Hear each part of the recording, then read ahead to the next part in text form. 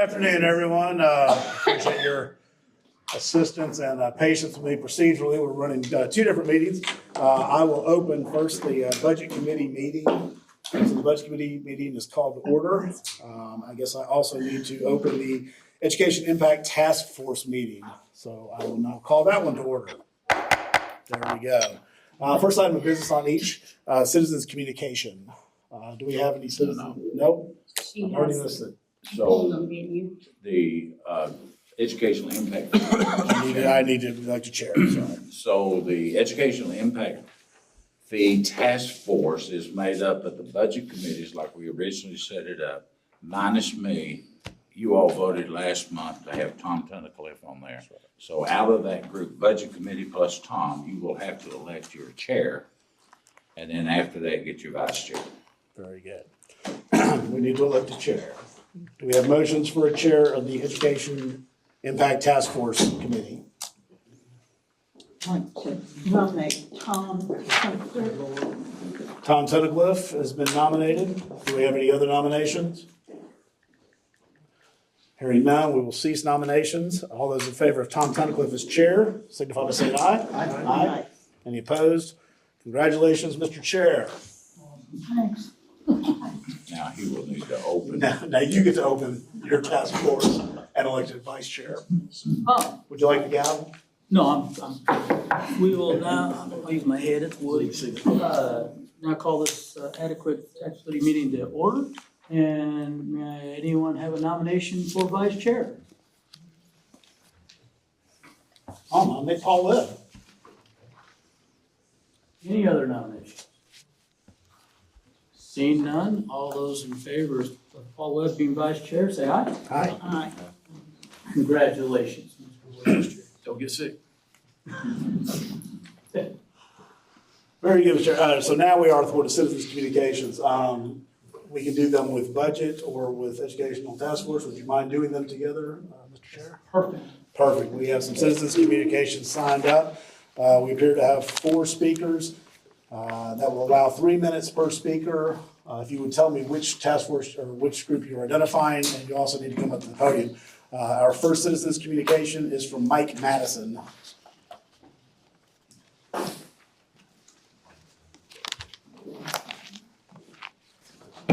Good evening, everybody.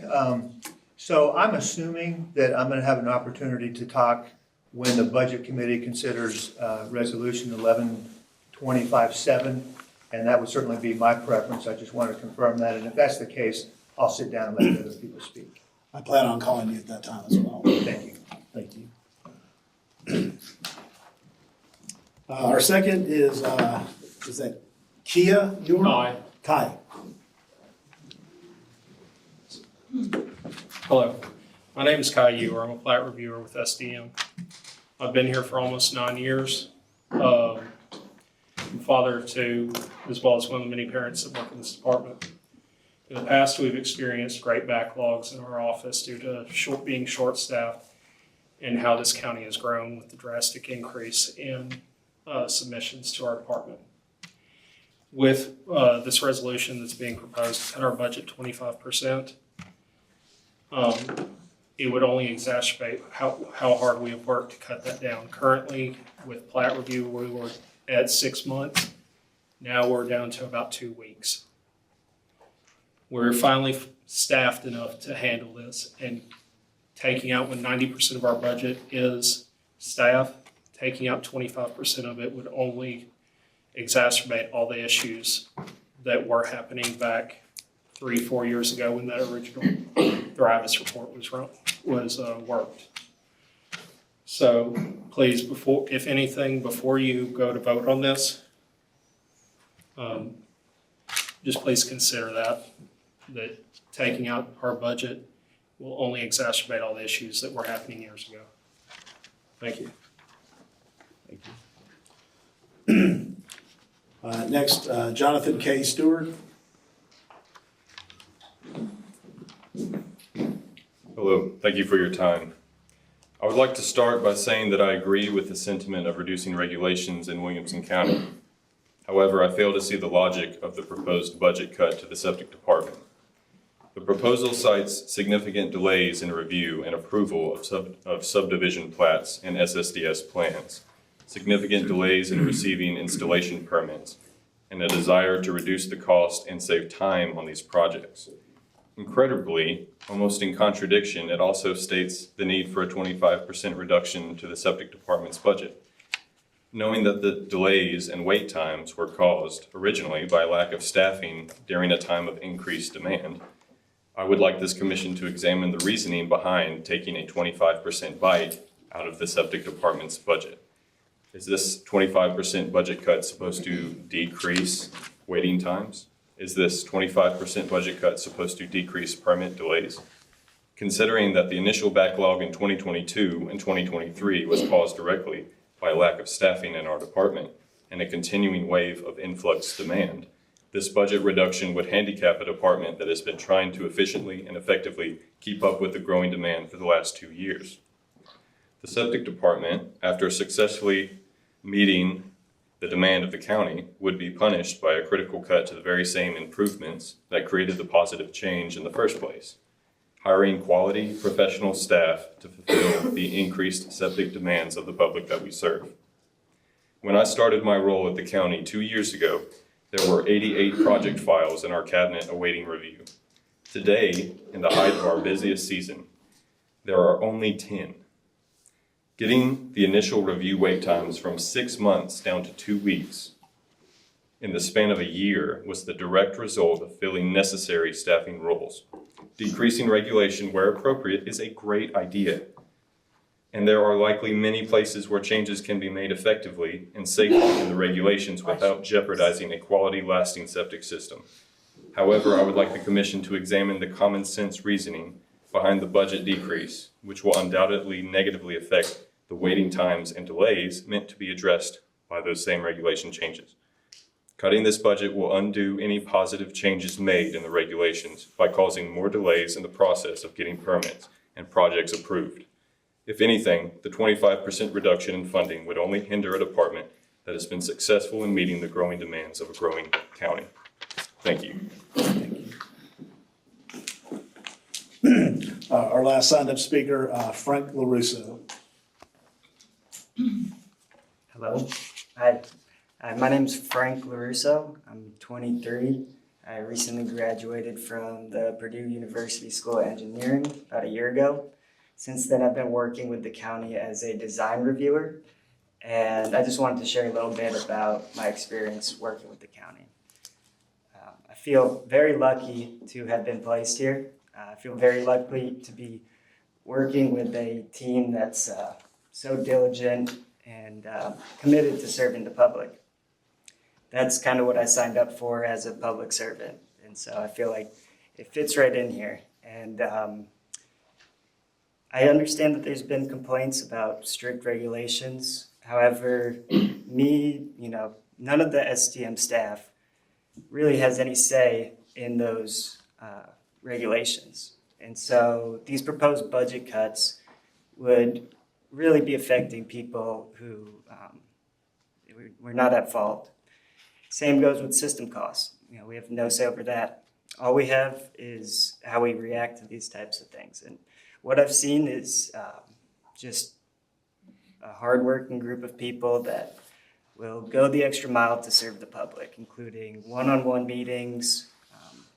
When I got here, my coworker Tom was coming in on Sundays to decrease backlog. And I'd never heard of that in this county. So I do ask that you guys vote to not recommend these budget cuts, because truthfully it's only gonna harm innocent people. So I thank you for the consideration.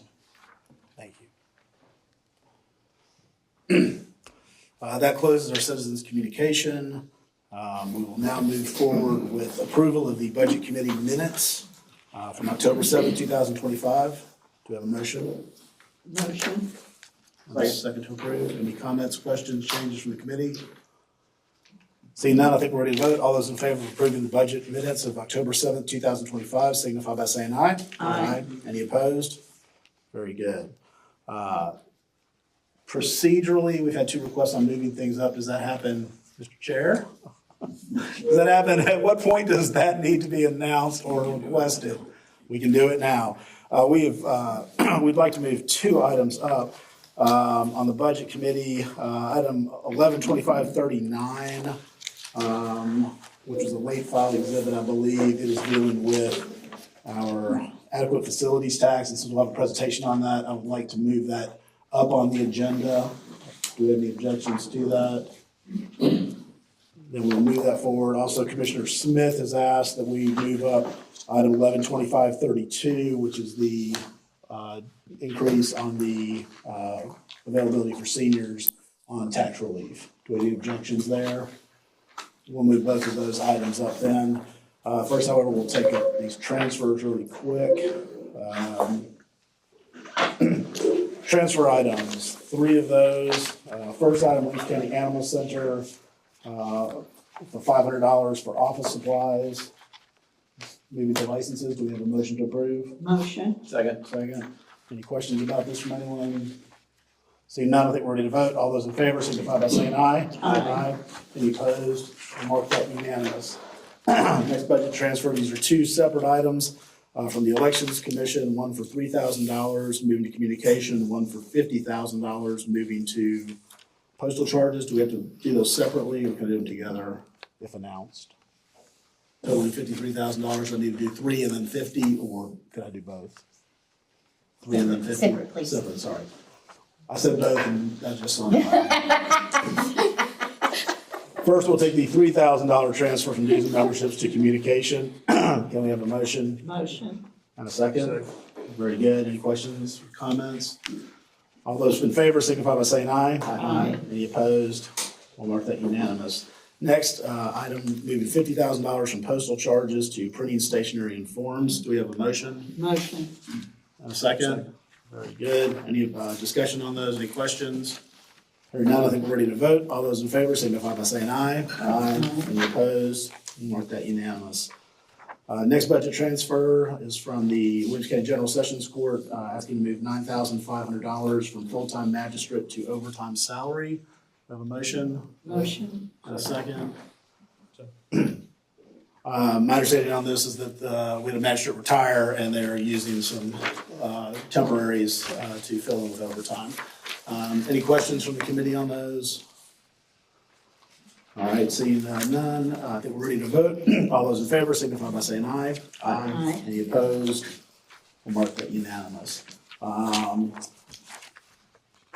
Next up, we do have a presentation from Ben Griffin. I want to take that up because I know he's going to catch a flight out of town, correct? Very good. Mr. Ben Griffin, please step up and walk us through the adequate facilities tax analysis. Good evening. Thanks for accommodating the change so I can fly back and help out the kids in the morning.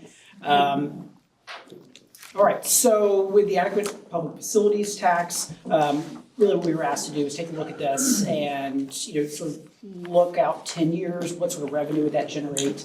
And then that sort of rolls into the discussion of additional credits to the education impact fees, which I'll cover at the very end.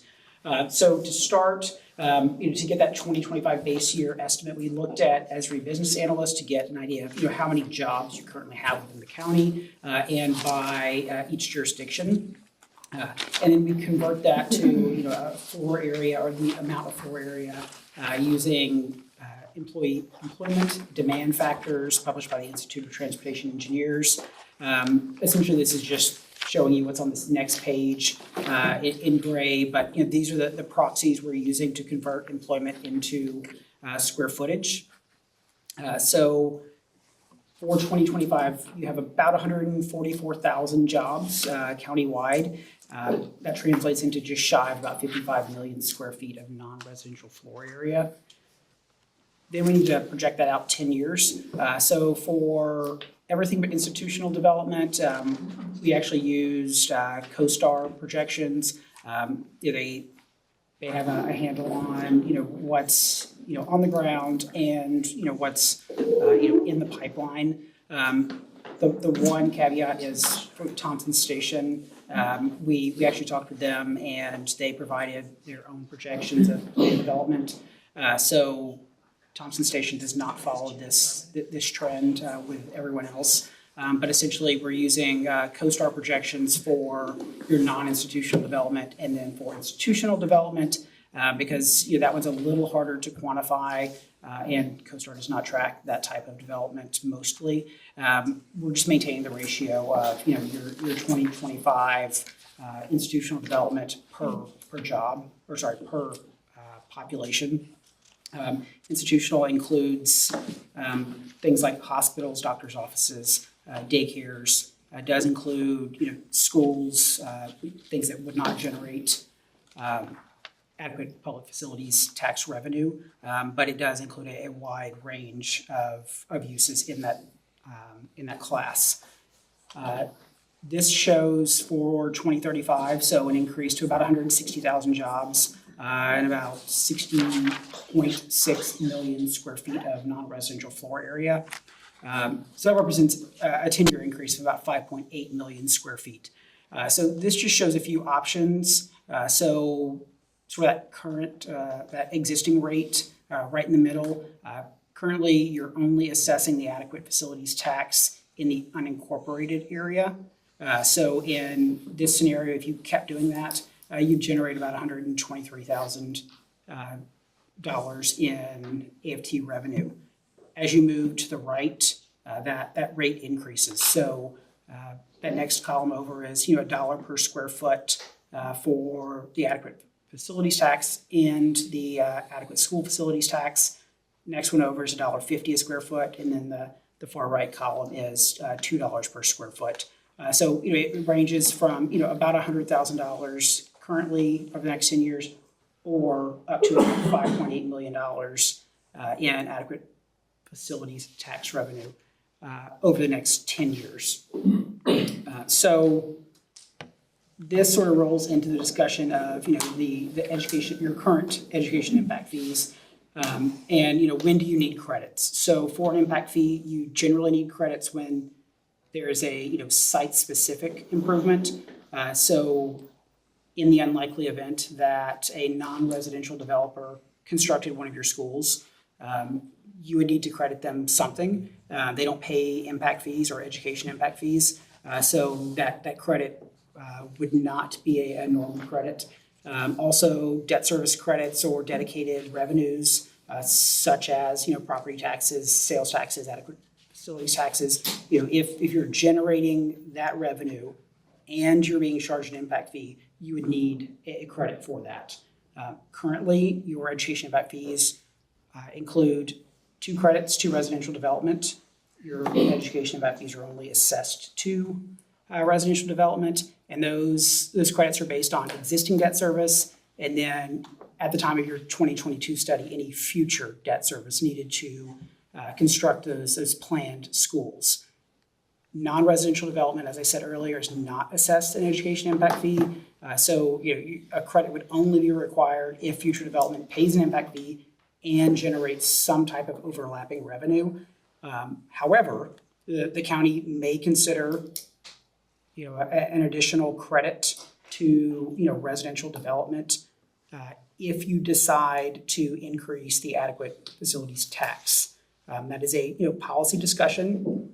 It is not required, but it is something that you could consider if you decided to increase your adequate facilities tax revenue, and if you decided to assess that within the incorporated areas. So that is final slide. Available for any questions or comments.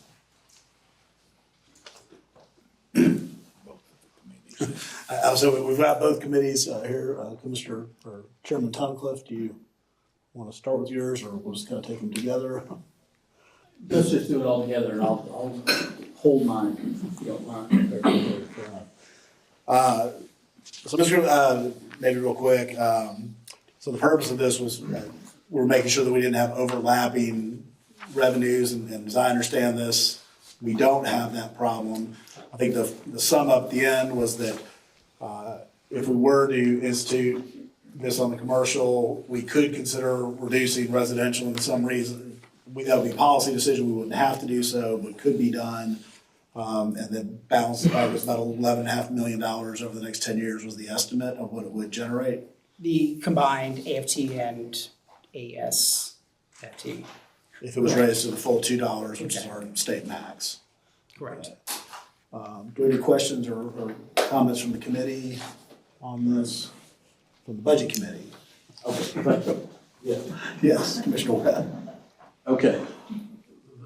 And this may be more for legal or finance, because I want to make sure if we're looking at the chart you've got there that has the adequate facilities tax and adequate school facilities tax that projected $2 was look at the far right-hand column, 11.6 million total, and it's split that 5.8 million each, that one right there. So I understand the adequate school facilities tax now, that over 10 years, 5.8 million would go to the schools, or is there an allocation of that 5.8 million? Allocation between what? Well, some of our other privilege tax, we're allocating it to the cities, for instance. So I think the question, and I have to go back and look at the private act on it. I do think that there's a allocation to the FSSD, Yeah. but I do not know that there's one directly to the cities. I don't remember Okay. that question. And so on that same line is, if we have that adequate facilities tax, again, that middle line there, that is the other 5.8 million, which is in the cities and the county. It's collected in both. Right. So does the Franklin Special School District get a percentage of that because it's collected within the FSSD? No. It's not educational and it's based on the usage. It's not on the collection. So they would not get an appropriation of the adequate facilities tax, only the school facilities tax. All right. And I don't know, Mr. Tunnicliffe or Petitioner by somebody, what's the response from the city leaders? Are they okay with this fee, or if they push back, or they even know about it? When we first started these discussions 4, 5, 6 years ago, there was very little concern. And that was speaking to Fairview, Brentwood, Franklin, it was a little harder to get information from. Fairview didn't have a comment back then either, didn't worry about it. But I have not had recent conversations with them. Only because it doesn't really, yes, it will affect construction in their area, but it doesn't affect them any other way. The, Mr. Chair, tell me when somebody's going to turn. I got a lot of questions here. Before you go on, I need to correct that, Vicky just pointed out to me that the adequate school facilities tax has a 30% allocation to the cities off the top. Okay. Then there's an allocation to FSSD based on the ADA, which is what I did remember. I did not remember the 30% off the top. So I can't do math well enough to tell you what that computes to, but those are the percentages. The FSSD is 0.06%, I believe. 657, yeah. 657. Okay, let's say 0.657 7 cents. So for every dollar collected, 7 cents goes to FSSD, 30 cents of goes the 70%. of the 70%. So less than that. So of each dollar, about 3.5 cents. And then the city where it's collected would then get 30 cents of that dollar. Okay, so I know you don't do math. Yeah. So the 30% is then distributed to the cities based on their Based population. on their population. So it is for the census, yes. So essentially, 30 cents on the dollar would go to the cities if that's collected. Right. So they're gonna get some benefit, and they can use that pretty much, that, our existing rules is how they plan to do it. Okay. In our resolution, I think I'm still on topic here. The adequate facilities tax that's proposed here, the 123 now goes to, under the current existing rate. That 123 is going to rural fire and roads. If we increase the amount from 34 cents to whatever, $1.50 or $2, and we include it countywide, are we sure that that allocation is gonna change? Or is it still gonna be 12% to rural fire and 88% to roads. I couldn't answer. According to my conversations with Bobby, the way it's written in the final paragraph, we are not moving any of the funds that are already being collected on the 32 cents in the county. Okay. 34 cents, pardon me. Those will stay just the way they are. Okay, so that's 12% rural fire and 88% to the highway department. Correct. And that's why it says 166 in unincorporated and $2 in incorporated. Okay, so Bobby's okay with that. So the rest of the amount collected in the incorporated areas would go, like you say, to the ambulance service and to fire equipment, if I've got that right. It should be going to ambulance equipment and fire apparatus. Okay, is that county fire apparatus or will the cities get a portion of that? County. Okay. Okay. So this is what we're gonna disagree. I don't want cities paying for fire equipment. If they're going to city fire equipment, is that something that could be amended? Could we say if it's collected in the city, it goes to either a percentage to ambulance and percentage to the city fire department where it's collected? It's not a legal decision, that's a policy decision. Well, that's what I mean, there's nothing legally prohibiting that from happening. We would have to allocate that through resolution and change the percentages to do that. And I think the assumption is that they're getting the 30% to take care of that, as opposed to coming out of the 70%, which is what these pennies or these percentages would get.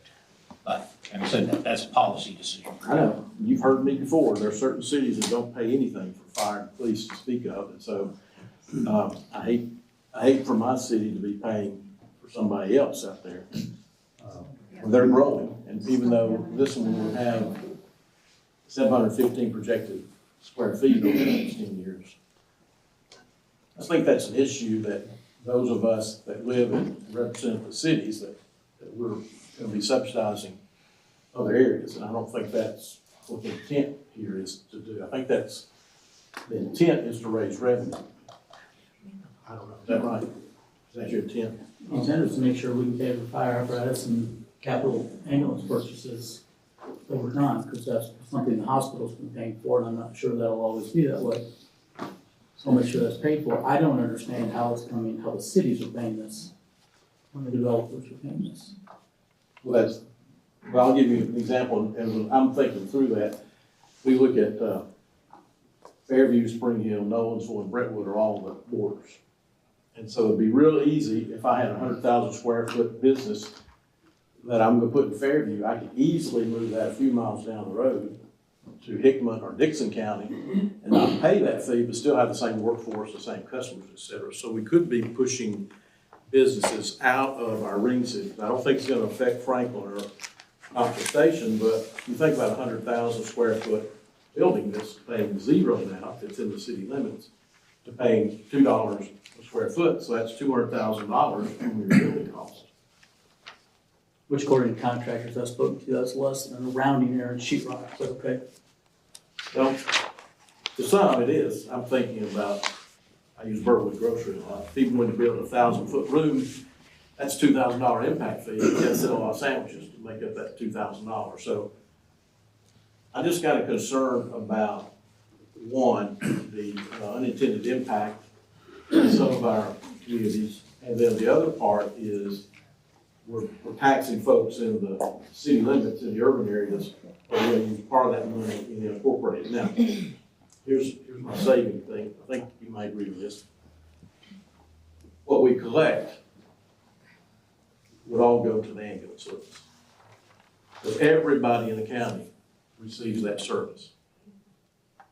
And let those in the rural areas that want fire equipment, let them pay for what they're willing to pay for, not depend on the subsidy. So this way, we raise this, I mean, it's $580,000 a year, but that's about the cost of one unit. That's 10 years, 5.8 million divided by 10 years, 580,000. That's close to what an ambulance costs. So is that something that is discussable? Or Are you amenable to that? Take out the fire and put it on ambulance? Mr. Chairman, if you don't mind me Let's go interrupt, there. Paul. Okay. So you're jumping to a resolution that we don't even have on the floor Okay, yet. my bad, you're right to that part. And we need to get back to the discussion of why Ben is here. This report that he just made was a request of the county commissioners to do a dive into if we wanted to take the commercial from 34 to one of these other numbers. That was Inside and outside. inside and out. That was the question the county commission asked. We have paid them for the service. Carson will be back here on Monday night to address it at the full county commission. We, Mr. Chairman, as you know, we put this other resolution up here to show what kind of dollars, but really this report has nothing to do other than the dollar side of what the report. The original request was, could you get them to do a report? We have done that. So the next resolution is to step off into what Commissioner Tunnicliff has done about putting this resolution together, which will come up under the budget only, not under, will come up under both of them, let me get it right. But there'll have to be a separate vote on each one of them. But that resolution is not on the floor at this time. The only thing you have now is a report from Ben answering the questions. And if I could, the other part of the request from Tischler Vice was the impact of this increase on the educational impact fee, That's correct. which he has stated is zero. But I want to make sure, those were the two asks. It wasn't just this number. Getting into the weeds, what Paul and Tom were talking about, come in that next resolution. So you might want to ask, Mr. Chairman, if there are other county commissioners here, because we sent this out last week. He's put a different date, the current date that he's got on this when he sent it over to us late this afternoon should be November the 3rd. That's the latest edition. What was the difference in the 3rd and the one you sent to us early on the 30th? This slide right here. Okay, Pages, that's the only thing. 2 that- pages missing from what we received today. I realize that, I just want to get it for the record. Thank you, Mayor.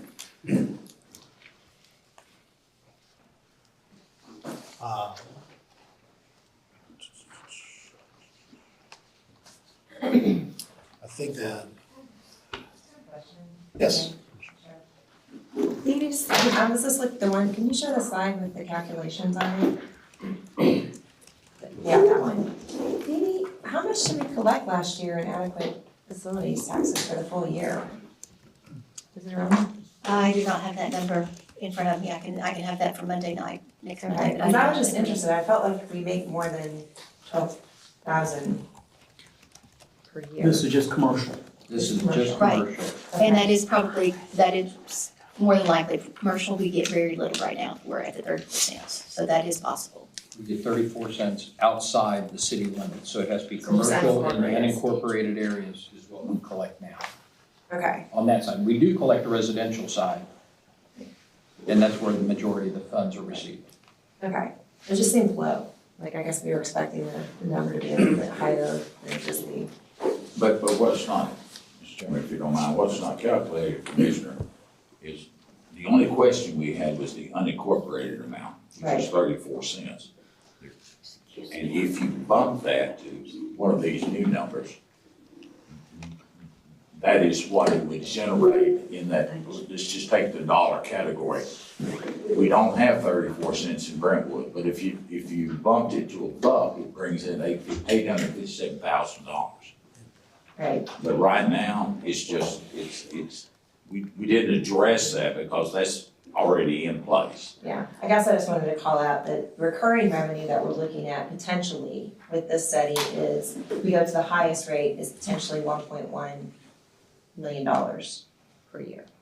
No, that's, Well, 11 over 10 years, so if it's evenly If distributed. it's evenly yeah, yes. just average, okay.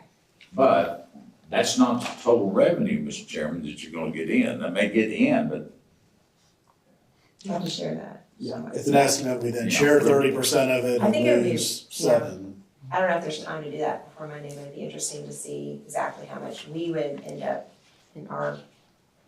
So, Mr. Chairman, may I? So the only thing that we share with the cities is the adequate school facility tax.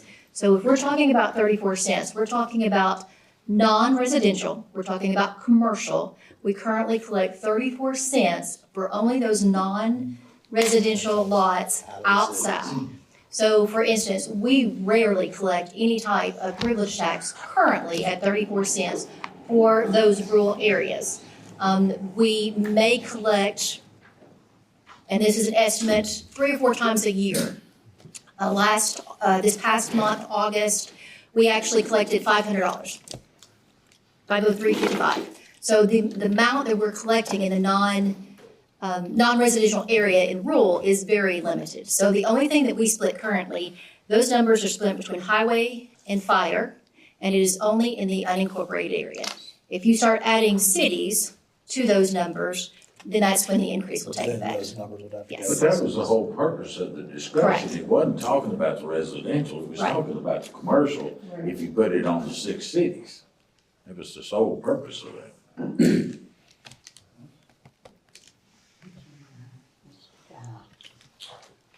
Any questions from any of the other commissioners that are in attendance? Just raised with a head scratch, or was that an auction sign, you'd have just gotten a bid there if you hadn't? All right. So, Mr. Chair, Yes. just to go to David's point just a little bit, Commissioner Smith said recurring, this is non-recurring. It's true, yeah, And so that's, it's true, it's one time. so the key things on this, in this projection, is that that's over 10 years, as he was saying, 11 million divided by 10, and then that's non-recurring, and then so much goes to the city. So I think this is showing us that we can impose that fee at any of this level, and it will raise revenue, but not a lot. I think that's the value of the study, that we've seen what we've got here. It gives us a window in. Somebody asks us, why don't you increase the fee? Well, here's the result. This is what we get. So if you don't have any more discussion, Mr. Chairman, you need to accept his report so we can get that into the minutes. We've had a discussion, it's here.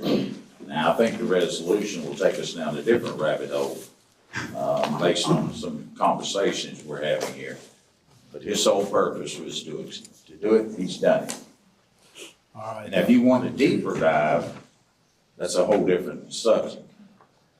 But as he said and Jeff has highlighted, the revenue is what it is. I think that for the budget committee, if we could have the motion to accept the report of Tish Vice. So moved. If we could have a second. Second. Very good. Any questions, comments, further questions or comments? You need to get Tom to get his committee too. Well, he'll do his motion separate. Yeah, he'll do that after we vote. He gets to see how we do it before we. Any further questions from the committee with regard to accepting the report of Tish Vice? Seeing none, I think we're ready to vote. All those in favor of accepting the report signify by saying aye. Aye. Any opposed? I'll mark that unanimous. Rinse and repeat. May I get a motion to accept the report? Somebody. And a second? Second. Any more questions on the report? Seeing none, all in favor say aye. Aye. And no opposed? Passed unanimously. With, Mr. Traffic, you can adjourn your committee now. Nope. Not yet. It's got to vote on the resolution. You can, Just you accept can it. Oh, it has to vote on that, they have to vote on that budget resolution that we have. Let Mr. Griffin go, but they still have to consider the resolution. Well, what time's your flight? Like a whole Stay year for a with little us bit, to yeah. rest some of these, you can have a seat. Yeah. If you don't, what time do you need, well, to get to the airport is one thing, Especially with short staff. but if you take a stay a little bit, cut you short. We're getting ready to draft that resolution. And if we may then, if we can, this is in committee.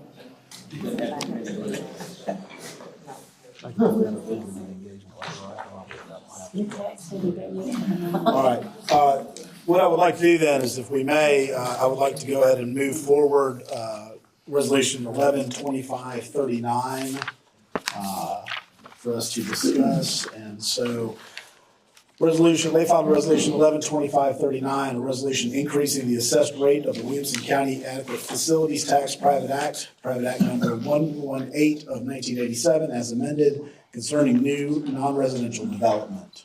Do we have a motion? And a second? Very good. All right. For discussion now, Commissioner Tunnicliffe, this is, I think, your resolution for us. Yeah, this has been on my plate for a while, as I've tried to work through it a couple times. This has come to me through local citizens, frustrated they're paying a full $2 to build their new house, and the county's not paying a whole lot of anything or the cities on the commercial side. It was all being funded by residential. And then to only be charging 34 cents instead of a potential $2 was frustrating to some. So they brought this to several commissioners' attention, primarily Sean and myself, many years ago, trying to find the right opportunity after hearing our sentiment in July, discussing our budget and trying to find alternative revenue streams that doesn't require a residential property tax increase. I felt this was the right time and place to move forward because it does exactly that. Happy to hear any concerns or questions you might have on the resolution. Do you have any questions from the committee? I still have more questions, but I'll wait my turn. We'll take it from the committee first. Commissioner Tunnicliffe, I certainly understand, we're stretching for revenue, we've capped out just about everywhere else, property taxes are not popular. So I certainly understand where you're coming from here.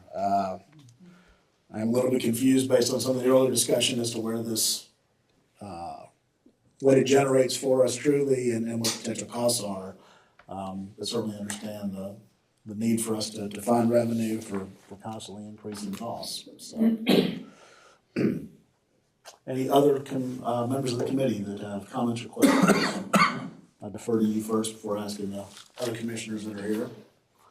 Okay, Commissioner Webb, I'll come back to you if you just feel like you. Well, I'll put mine in and then we'll discuss that because I still have a lot of questions. And I'm not 100% opposed to this, and I'm glad we're looking at it. But my main concern is about the fee amount, because it's non-recurring and it's not that much money. It is something. $1 is $1. I get that. And so the idea that we're using it for ambulances, I think is worthy because that's something the county is required to fund. But I do have concerns about the fire apparatus part of it. And so in the discussion, Mr. Chair and Commissioner Tunnicliffe, I would like to hear from folks, is this the right amount, $2, or do we phase it in, and if so, when? It's not. And I'll come back and probably ask to amend taking the fire apparatus out. At this point, Mr. Chair, I just want to hear a discussion. Very good. Any other members of the committee with questions or comments there? Mr. Mayor. Yeah, I have a couple, and I have expressed this to the maker of this resolution. The state of Tennessee and this county spent a great deal of money, particularly the state of Tennessee, in getting businesses to come from out of state to our county to provide jobs. I've always said I'm pro-business. I'm not gonna change tonight. Anytime you have businesses come into the market, you get new people moving into your community, which is always about traffic and congestion, but it helps to create jobs. And we should always know this, that jobs mean a great deal to the future, whether it's a young man from Purdue, that moved here. It's about those jobs. Through the Tennessee Department of Economic, through CVB, we spend a lot of money to get people to look to our community to start their business, whether it's a small place, as Commissioner Webb said, in Burwood, or it's one in Brentwood or Franklin. Big bucks. I don't always like the end results of congestion and traffic, but it supplies a lot of revenue for us. But the big thing, it provides jobs. Williamson County, the latest numbers, we're still the lowest of the one or two in the state, and have been that way for many, many years because of the efforts of the county commissioner and the aldermen in these cities, or commissioners, whatever they call themselves. So philosophically, I've always said I was against putting taxes on businesses. We tax the individual. The 34 cents is out in the county, as you heard Phoebe say, it generates $100,000, which is a drop in the bucket, but we do have a few convenience stores where people add on in the county, and we pick up $500. That's not a lot. But if I, as a business person, began to see through a different lens of my eyes, when I moved to a community that's not business friendly. And that's the thing we have to remember. We spent the better part of plus 2 decades of encouraging people to move here. Now, granted, they move here because of schools, they move here for a lot of reasons. But we spent a lot of money to get people. And I just think philosophically start taxing the businesses that are in the cities who are already paying hefty, hefty fees to get to go to any of our cities. For the outcome of it, I look down the road, how do you unbundle that to say that you're not, that you want to continue to be business friendly? Now, as I said to the maker, I'm more favorable to it because all of you on the county commission know what we're getting ready to face in ambulances in the years to come. As council reminds me, it's the county's responsibility, not the city's, to provide ambulance service, and we run ours through the hospital. Last year, we wrote a check, I'm gonna look into you, Phoebe, $8 or $9 million, $8 million. That was a drop in the bucket. And if any day they decide they ever wanna run the ambulance service, they could. Now, then we look to our cities. And the cities don't have ambulances, they have fire engines and fire trucks and supervisors' trucks. So I did tell the maker of the resolution that I liked it. I liked the idea of what him and co-sponsor said, at least spreading that out so that we can look at your citizens in those cities and say, you're at least helping to pay for ambulance care. They're probably not gonna like it, but there is something I can point to a business person that says you move here, in the future, you gotta pay for ambulances.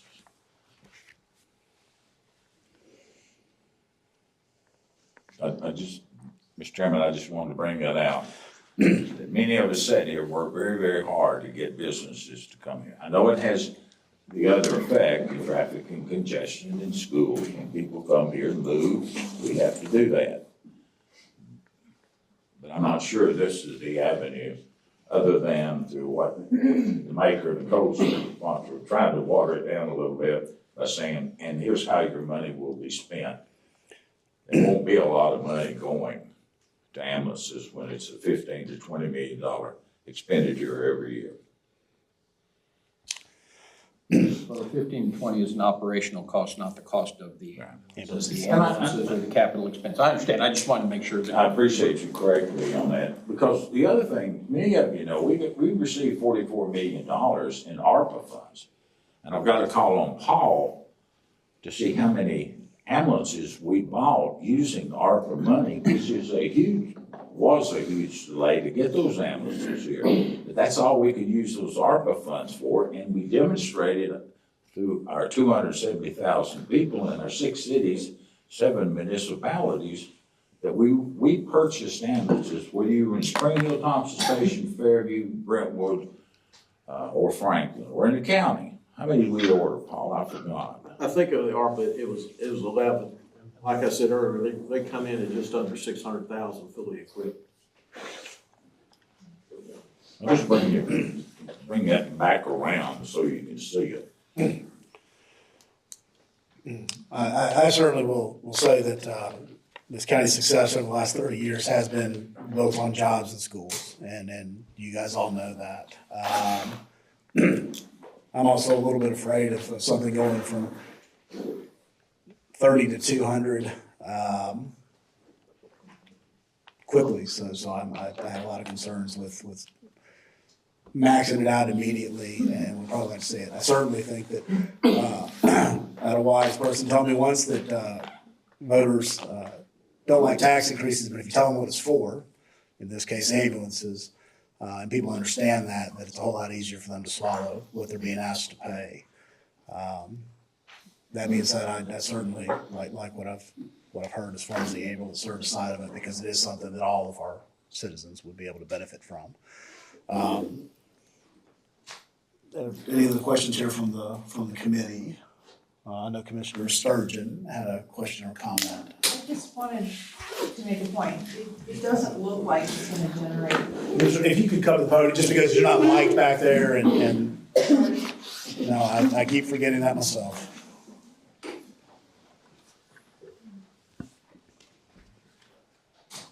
Okay, Commissioner Sturgeon. I was just gonna say, it doesn't look like it generates that much money over a 10-year period.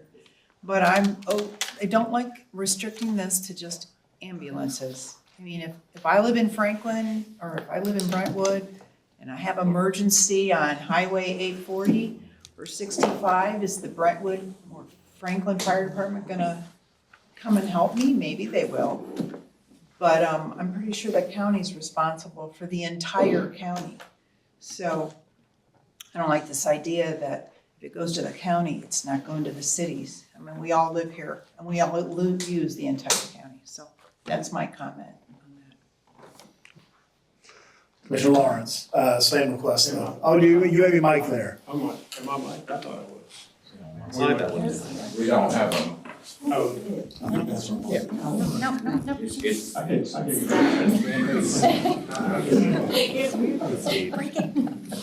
ain't breaking anything. I'm gonna add the facilities with the mics. This is just a quick comment for perspective, in response to Commissioner Webb's comment about if somebody could slip across the line and go from Williamson to Davidson, maybe. I just checked, and this is off of Google, so it could be wrong, but according to Google, Murray County, Rutherford County, Davidson County, their adequate facilities tax for commercial development is $1.50 per square foot. So just to put that into perspective, where we are quite a bit lower than they are right now. Which two was that? Murray, Davidson, and Rutherford. Commissioner Smith. I appreciate everything. Do I need to go up there too, or do I talk loud enough? Okay. As long as Brady's got you, I just want to make sure. I appreciate what Mayor Anderson said as far as being business friendly and wanting to attract folks here. But I also believe that if we can collect this money up front, then that's money we don't have to pay on interest later. We have to take out bonds for ambulances and for other emergency vehicles. So we could end up ideally saving taxpayers money over time without having to raise property taxes on both commercial and residential. So I think if there's a way for us to get money up front, that we should always try and look for that with, I agree, being very clear what that's going to be used for. And I don't I have no say there. I know that we can actually use this for debt service too, so y'all know I'm a big debt hound. So I do think there's opportunities to look and see how we can allocate those dollars for capital expenses that sometimes we just don't always have the fund balance for. So I think this is a better way to also say that we are business friendly. We want to keep your taxes low, and that's another way we can attract people here. Any other commissioners? Commissioner Torres. I don't know, Phoebe, if there's a way, prior to Monday, if there's a way just to model out, I just want to understand what the net impact is based on the percentages that I heard. I got a little lost with the allocation, so if there's a way to just model that out to where we can see, because I'm looking at it, again, it's an average, but 1.1, we're saying we would collect. Is that all staying with the county before allocations, or is it a percent of that 1.1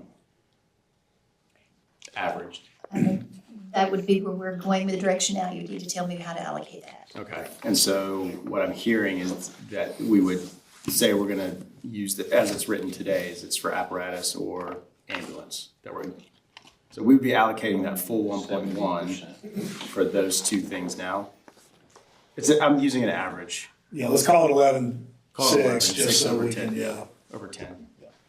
And half of that schools, Okay. which is then broken out with 30% of that going to the cities.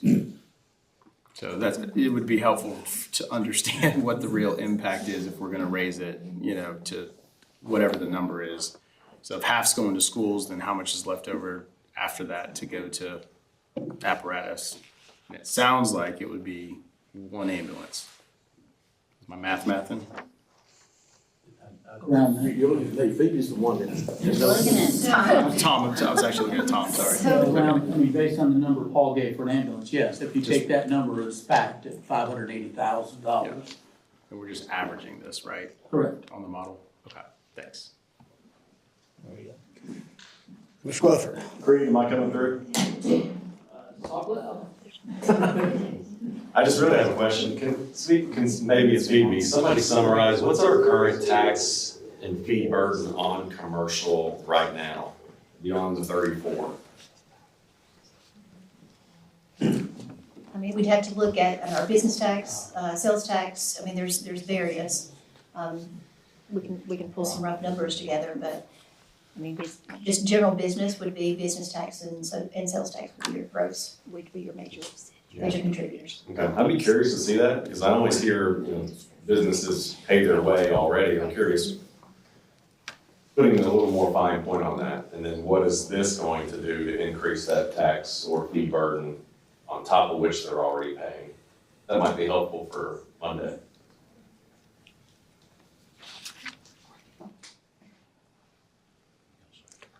Any other commissioners?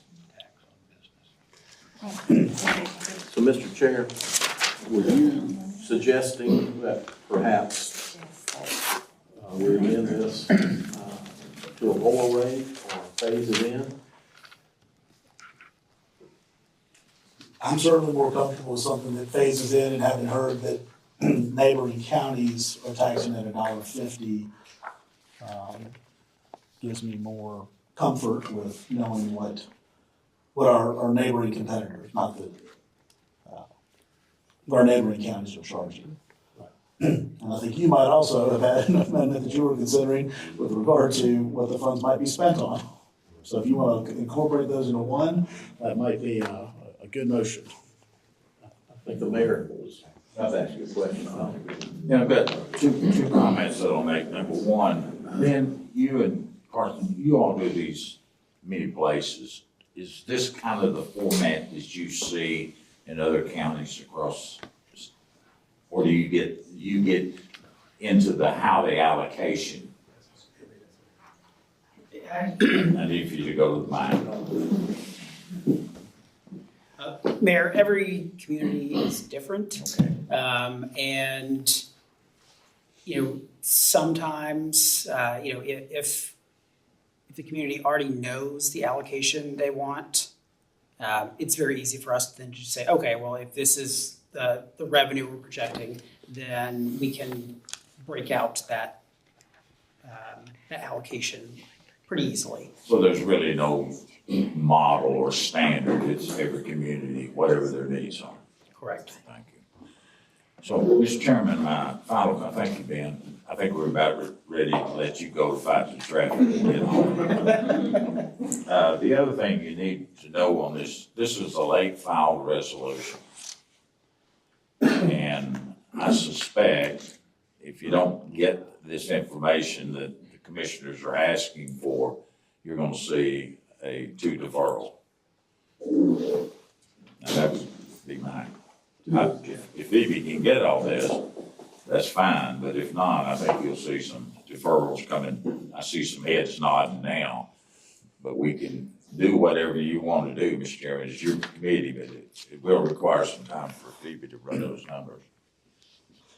And there certainly seem to be a lot of questions still out there. I guess the question is whether or not we put it before the commission so these questions can be re-asked and then reheard, or if we push it back here.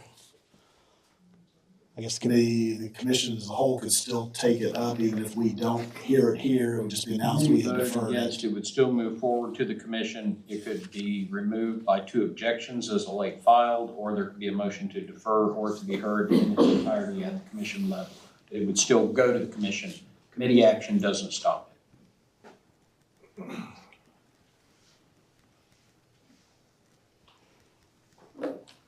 Now I'm thinking forward onto a potential, I think, Rules Committee motion that's out there as to whether or not, if it were heard here, voted upon, deferred at the commission, would it come back to us to be reheard or not? Currently, I think that's yes. Currently, Would be yes. here. Okay. I don't know what difference all that makes. I'm just running my head through everything. And I think even under the rules proposal, if the motion to defer included that, then referral back it to the could be committee, will reheard. come back to budget. I could be wrong on that, but I think that's right. All right. Mr. Chair, while you're contemplating, I do have a question. Yes. Again, both legal and legal. I may have missed it, but I don't see an effective date. And I recall when we put the educational impact fee in, we had a delay at half fee, and then we put the full fee. If I remember, we passed this on like November, then we put half a fee in through March, and then at the beginning of the fiscal year or in September, we put the full fee to give those in the process of building a chance to absorb it and go back to plans, et cetera. So we don't have an effective date here, so I'm assuming if this were to pass, it would go into effective immediately. On signature of the mayor. Right, so I think if we do any adjusting, Mr. Chair, we probably should add, whether we defer it or not, effective. So, two comments. A little bit, Paul, we passed that in October, November. We gave the development community in March at no cost, and then they came on 50% for 6 months to catch us back up to a year. The other thing is, if you want Phoebe to do the research, give me a number so that Phoebe can figure this out. Or we can take, if you don't mind, let her do the $1, then you can double it and you'd have the $2. If that's agreeable. Otherwise, she's gonna have to do all 3 of them, and all this takes time. I think I'm certainly comfortable with just one of the numbers, and then I can either double and then cut it in half, and we can all do that linear thing. Perfect. Yeah. So what's your motion? I don't know that I can. Commissioner Webb, do you have a motion? Oh, can I jump in? Tom, would you be willing to take the motion off? I bet we could get the motion off here and come and let Phoebe do that homework. Or do you want to vote tonight? I think it needs to be heard by the budget prior to Monday's meeting, Okay. personally. I mean, make a motion, let's, amend it. I have no problem with that, however you want to take it, but I would like it heard Monday night. Well, by your own rules, if you get 2 objections. I understand. Okay. So, Mr. Chair, if you don't mind and it's not out of order, I would propose some amendments, but let them stand on their own. So my first amendment would be to change the rate from $2 to $1. With the purpose of allowing Phoebe to do those numbers, and we can multiply it by 1.5 or 2 to get the calculation. So my amendment is to amend this as presented from the $2 and impact fee to $1.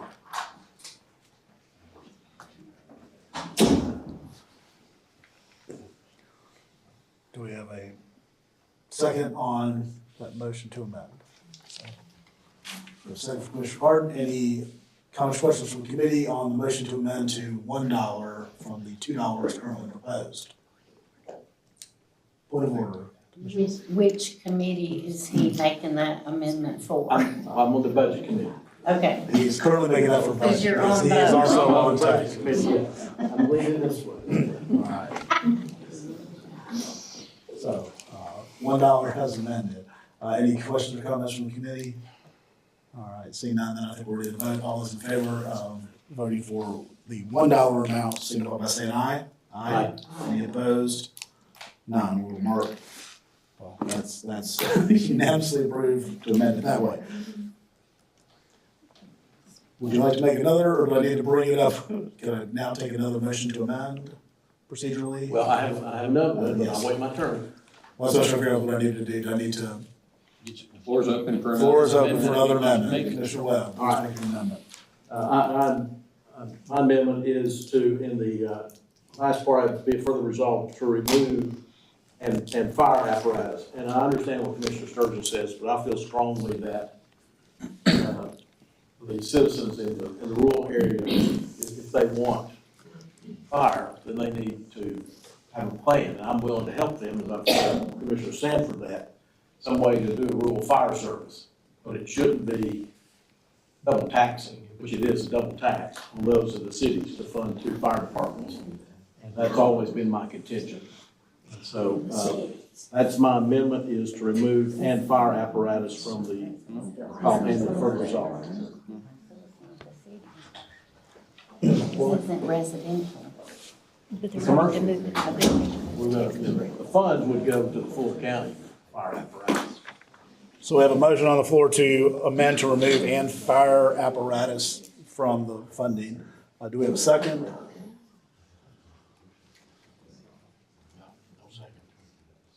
With no second, then the motion to amend to remove fire apparatus fails. Okay. It dies. Dies for lack of a second. Dies for lack of a second, I apologize. I have one more. All right, Commissioner Webb, third time's a charm. That's right. I'll shut up after this one. The resolution making the effective date, if this passes, July 1, 2026. Do we have a second? Commissioner Harden is second. Any questions or comments from the committee on moving the effective date to July 1st, 2026? Hearing none, and then I think we're ready to vote. Commissioner Richards, yes. Understand we have a lot of very large development coming up that's been announced. We'll miss out on tax revenue from those large developments if we wait until then. Based on our history with the impact fee, we may be losing that revenue in court costs. I think we need to be careful. If this went into effect immediately, then that doesn't give those folks there in the planning process a chance. So we give everybody a chance to work through there and then look at, we're still not talking about a lot of dollars. 1 year at $1 now that we're proposed would be for half a year. These projects that are mentioned are over a third of that total number. Just those alone, and those will be announced before then, we'll lose out on that income. My position is going to be that we shouldn't just drop the tax effective immediately. We should give people a warning. And that's the motion. It may fail. Any other commissioners? Commissioner Esper, yes.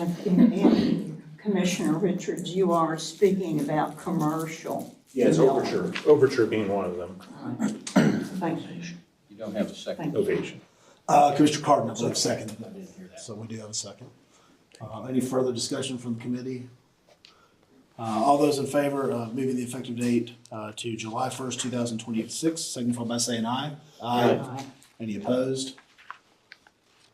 That is unanimous. All right, now we are there any further motions proposed on this resolution?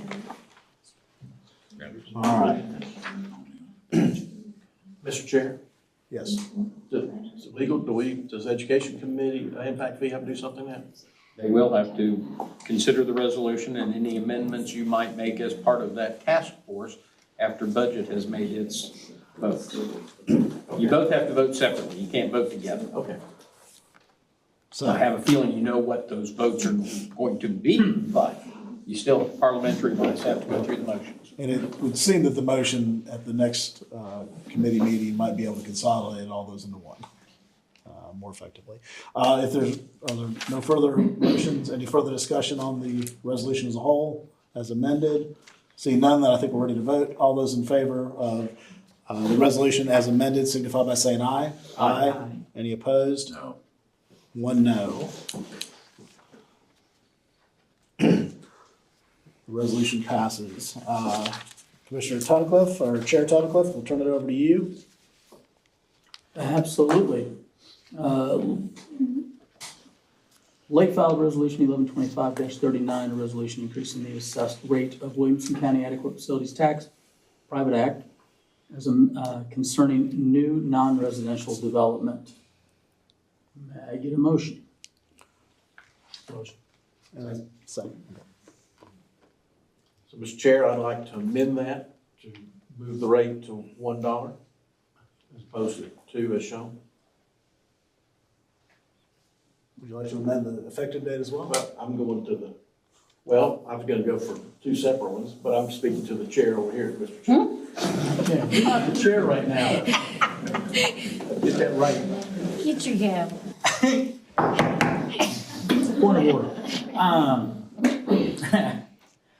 There's a motion on the floor to take it to $1 from 2. Do I have, I was gonna ask for a second. This isn't the fair board. Is there a second on that resolution? Amendment. Second. We have a motion and a second. Any discussion? We've already had it. All in favor of changing it from $2 to $1, say aye. Aye. Any opposed? Passes unanimously. Mr. Webb, Commissioner Webb, do you have any other amendments? Mr. Chair, I'd like to move the effective date of Resolution 1125-39, if passed, to 7/1/26. Second. There's a second. There's a second. Okay. Any discussion? I will state that I am 100% against that. I think it should be effective Jan 1, but that's my opinion therefore. So all in favor of this amendment, say aye. Aye. Opposed? Aye. It doesn't pass unanimously. What, Tom, we need for the minutes, what was the vote? Well, you're not voting, it's not 4-1. 4-1. Sorry. Any other, the motion passes. Any other questions, comments, motions, amendments, outburst from the committee? We have one outburst, yes. How can we compare Williamson County with Rutherford County? Are we looking at fruit, but we've got apples and oranges? I would like to get some more information about that, or just more discussion on that at some point. But that was an outburst, and What do you mean by apples and oranges and information? What are you looking for? And I'll try and bring back what I can bring well, back. if Rutherford County has $1.50 on non-residential per square foot, how is that considered? How many municipalities are in Rutherford County? I know Smyrna and City of Murfreesboro. How many other municipalities are there? Eagleville. Las Casas. unincorporated. Singleville. I will find out what I can find out for you, Commissioner. Thank you, sir. Yes, ma'am. That's an excellent, Mr. Chairman, if you don't mind me saying. I'm not on this, Mr. Chairman. Tom. Yes, sir. It's an excellent question based upon what Mr. Lawrence just told us, because if I remember correctly, and, these fees that we've got on the facilities, they were put in place in the 88 era, 92 era. State legislators slammed the door on all of these, a lot of these fees, and it allowed us to have, you had a trade-off for those counties that didn't have these educational impact fees that came along, and they call them the County Powers Act. But I don't remember what year those came in, but it was a trade-off for you to want to do your research. It was a trade-off when you could take the County Powers Act for $1, but you couldn't come back and pick up this because that door was shut with the legislature. And that's been done in the last 10 or 12 years, but I'd have to get into the weeds. I'd have to look at the specifics, but there is a grandfather clause in there for private acts that were in effect and authorized prior to. You're correct, but most of these counties didn't go that route. Right. Because So they they're weren't limited to having the $1. development issues that we were having in the, when Saturn actually moved to this community, this when Bob Green put a lot of these things in to Rick Berger. But those were prior to the County Powers Act. Correct. And you just have to These dig private down acts into are them. prior to county powers. That's why we've been able to maintain our educational impact fee, which would be limited to $1 a square foot as well. Because we are grandfathered under the County Powers Act. They did try to take that away a couple of years ago, and it failed, grandfathering.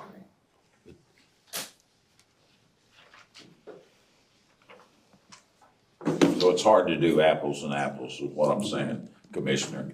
Even though Commissioner Lawrence is correct, they may have them, but they may not have them to the same degree that we do. And I think you're gonna have to do some research on that. I will reach out to Rutherford County. Christie might be able to help you with some of those County Powers Act. Just being over here quiet.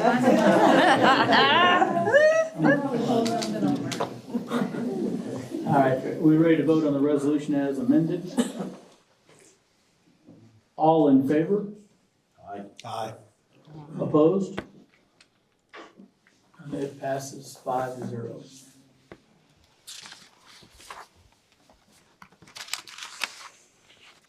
Councilman, I close my committee now. You may adjourn your meeting. Wonderful. And you get delayed. I'm sorry? And you get delayed. Yes, I do. I'm gonna adjourn. And y'all have a good evening. Thank you, Mr. Chairman. Returning then to the Budget Committee. Next up on our agenda, Commissioner Smith, what do you need to get? Yeah, it's okay. Let's take up one more one real quick then. If we may, let's move 112532. 113532, a resolution to modify the Williamson County Broad-Based Tax Relief Program by increasing the eligible income requirements for elderly citizens in Williamson County to qualify for tax relief. Can we have a motion? Motion. And a second? Second. Very good. Commissioner Smith? Thank you. So I started earlier, as late spring, working on this with Brad Coleman and Karen Paris. I went back and looked, it was actually brought to my attention by a constituent. So I went back to look at our broad-based tax relief, the qualifying income. And when the commission first voted on this back in 2007, there was an automatic increase that was included with that resolution of 3.3% each year. But what I found is that really hadn't kept up with the consumer price index or the cost of living index for living in Williamson County. So through calculations and work with Karen, I was able to come up with a more equitable qualifying income of 63,000. And so if we increase the income level to 63,000, that would mean approximately $270,000 more that we have to plan for in next year's budget based on the projections that Karen had put together for me. So I'm requesting of this body, of the budget committee, to look at increasing that qualifying income from the current 47,260, I believe, to the 63,000 for our elderly. Do we know about how many Williamson County residents this might affect? Yeah, I can mail this information. I meant to give this to you earlier, but ran out of time. We're thinking about 450 recipients. So the first page is just the difference in the different programs. I guess I can share this one. These are the different programs, and then these are the calculations on the back one, so it's about 450.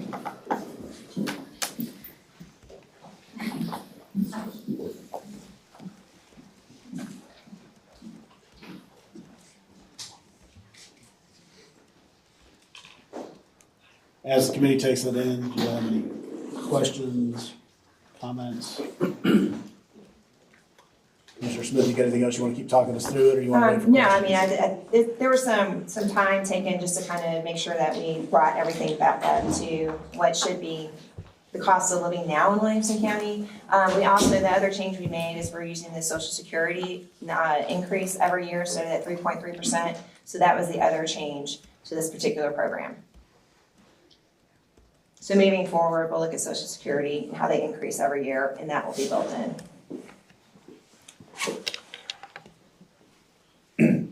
Okay, and Social Security next year is what, 229, is that what I heard, that we're getting? I think it's different every year. Just each year, the federal government will announce its Social Security, we will then build that in as part of this proposal. And there's a good chance that we might have to look at it again, just to make sure, because we don't know what cost of living is gonna look like, but right now, we know it's been gone up pretty quickly. The numbers that you were using as far as cost of living, did they boil all the way down to Williamson County, or did you just take a national or regional? Yes, I went to Williamson County. All the way to Williamson. Very good. Thank you. Yeah. The effective date would be next budget year.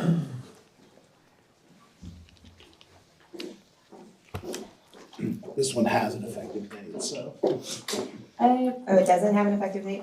June 30, 2026. Yeah. Which I didn't want to, because we've already done the applications, and so Karen's team has already gone through all the application process, and I didn't want to impact that, so.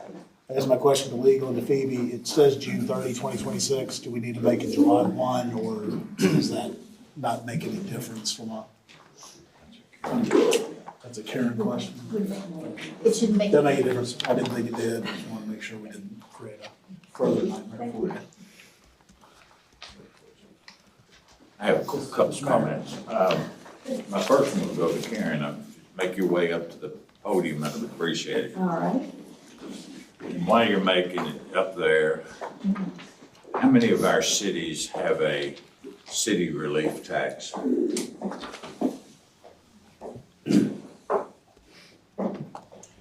Mr. Mayor, if you're talking about the tax relief on the matching program for the state, the only ones who match are the city of Fairview and the city of Franklin. And when did Franklin put those in?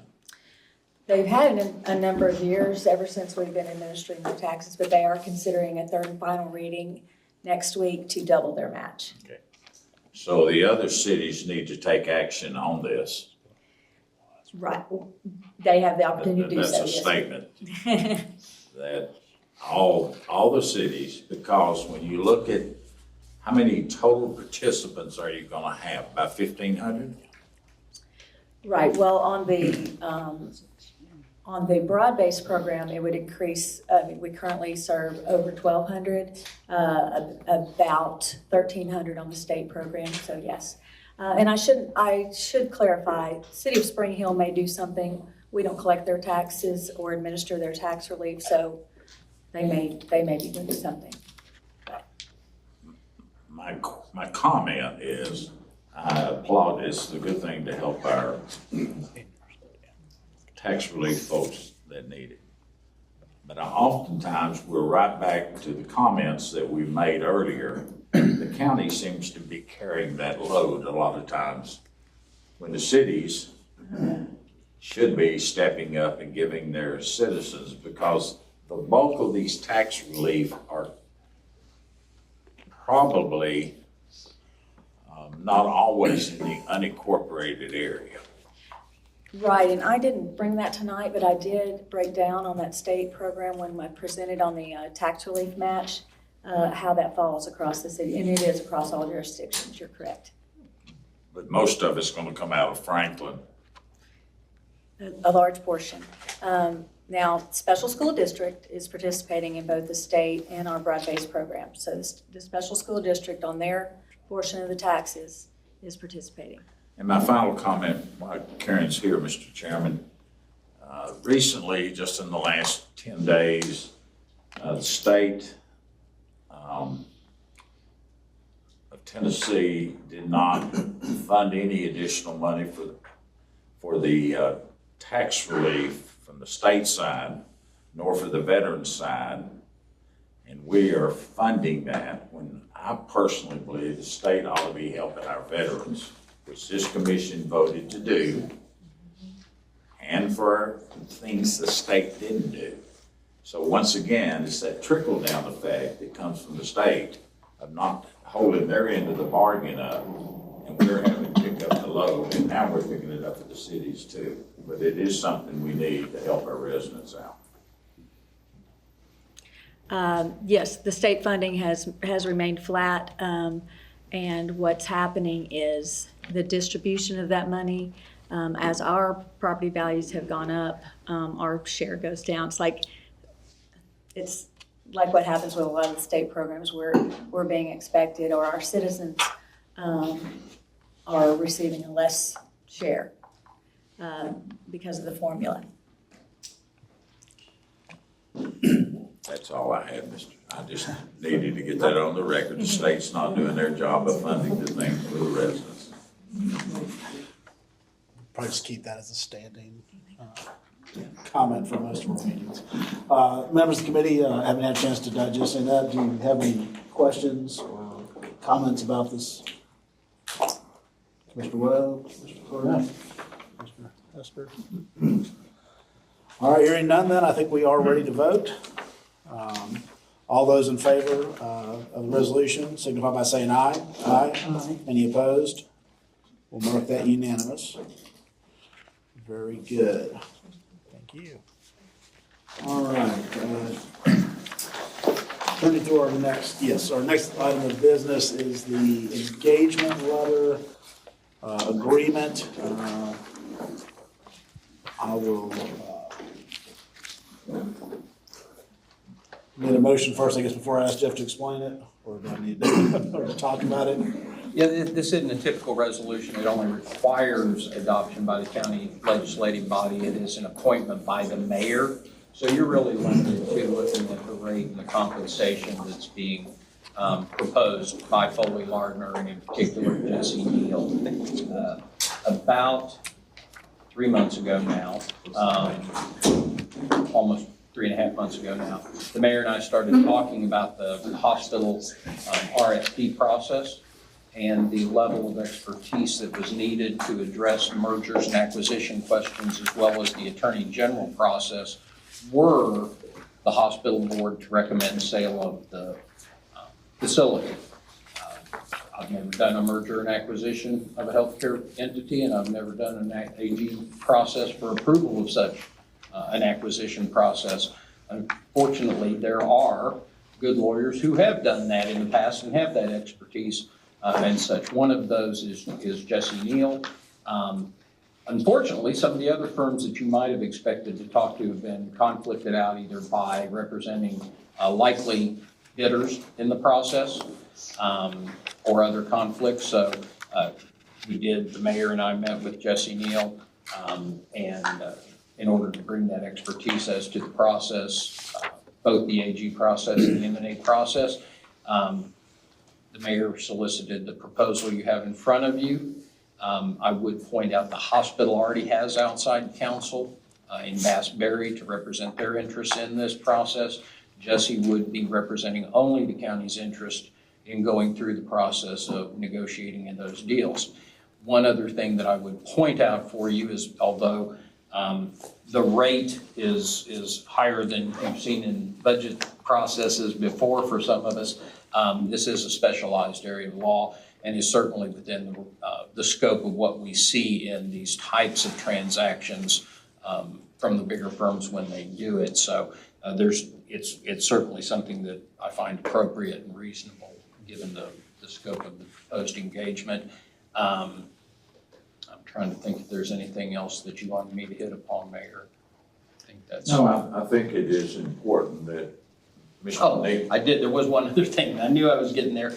The rate is a little more than you would expect, but Jesse does tell us that in transactions like this, the expectation is that the acquirer would pay back the county's legal fees in going through the process. So that would be built into the transaction, or that would be the attempt. I'll let him speak to that more specifically as y'all can ask him any questions you want. But he is here to discuss the engagement letter and any of the expectations. I'm sorry, Mayor, I cut you off. That's where I was going with it. Members Committee, I know Mr. Neal is here. I've had an opportunity to meet with Jesse as well. Know of him and his firm. He had formerly served at Holland and Knight, was one of our national firms. Foley Gardner's another national firm that has just opened an office in Nashville. We were a little bit fortunate to be able to catch him leaving a firm that would have conflicted out of representation. The new firm keeps him from those conflict issues that pervade a lot of the larger national firms with regard to healthcare transactions. Certainly haven't seen a little bit of merger and acquisition stuff myself. I would say that the fee is reasonable, and I say that understanding that anybody paying lawyers may begin by saying that is unreasonable, but this is a reasonable rate, and I certainly would hope that as the commission moves forward with his representation, should it approve it, then we would look to build that back into any deal if the hospital were sold. But I do think it is the feeling of the commission, and I'm glad that we've got someone of Jesse's caliber who's walked this through, not only on the merger and acquisition side, but as a public entity. He'd handled, I believe, the Lincoln County, I think is what you told me, their sale, and has represented governmental bodies. This will require regulatory approval, so the Attorney General's office will be involved in approving the sale. Jesse spent some time there as well, so he's uniquely qualified, I think, to represent our government's interest. And this is us as a county commission. The hospital's got separate representation, and we'll let them take care of their part. But just as we sit here, we feel it's necessary and appropriate for us to have independent representation, and that's why Mr. Neal is here. So tell us a little bit about yourself that I haven't. Thank you, Mr. Chair, and thank you all for having me here tonight. I do have a very unique practice. I'm from just down the road here. I grew up on Edmondson Pike, and I have worked in Tennessee since 2006. I was, for a time, Assistant Attorney General, where one of my primary responsibilities was to review and evaluate and ultimately advise the Attorney General on whether to approve hospital transactions that involved governmental and not-for-profit hospital systems. So that gave me a unique background in some public policy and hospital operations that I've continued to use up through my career today. Over the last probably 4 to 5 years, my practice has focused almost exclusively on representing governmental hospitals, governmental bodies in the M&A process. And so we have, I've handled Lincoln County and its affiliation, advising their county government. Helped advise Hamilton County in Erlanger's recent transaction. I've advised hospitals outside of the state of Tennessee as well, governmental systems, and the county affiliates. And I can tell you, among other things, that it's customary, standard, and ubiquitous to have the county have their own counsel. They are very much aligned with hospital and hospital counsel, in that you are charged with getting the very best and maximum value of such an important asset. And I will say, anecdotally, my experience in Tennessee and outside of Tennessee, that the community and the citizens, they do look to their county government, their county body, the county commissioners, as someone who has a special interest and special responsibility with regard to leading the community through the process.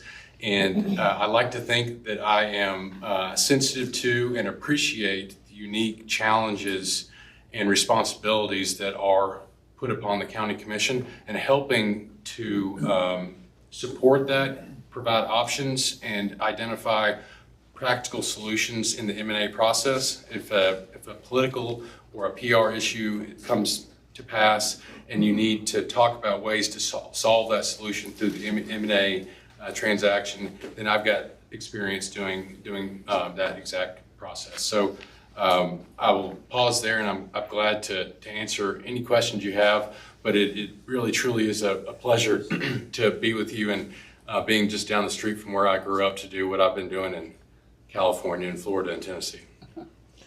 Members of the committee, do you have any questions for Mr. Neal?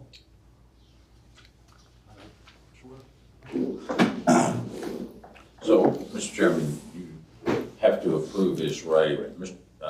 Jesse, you have given us a proposal of your discounted rate to be $900 an hour. Yes, Your Honor. Yep.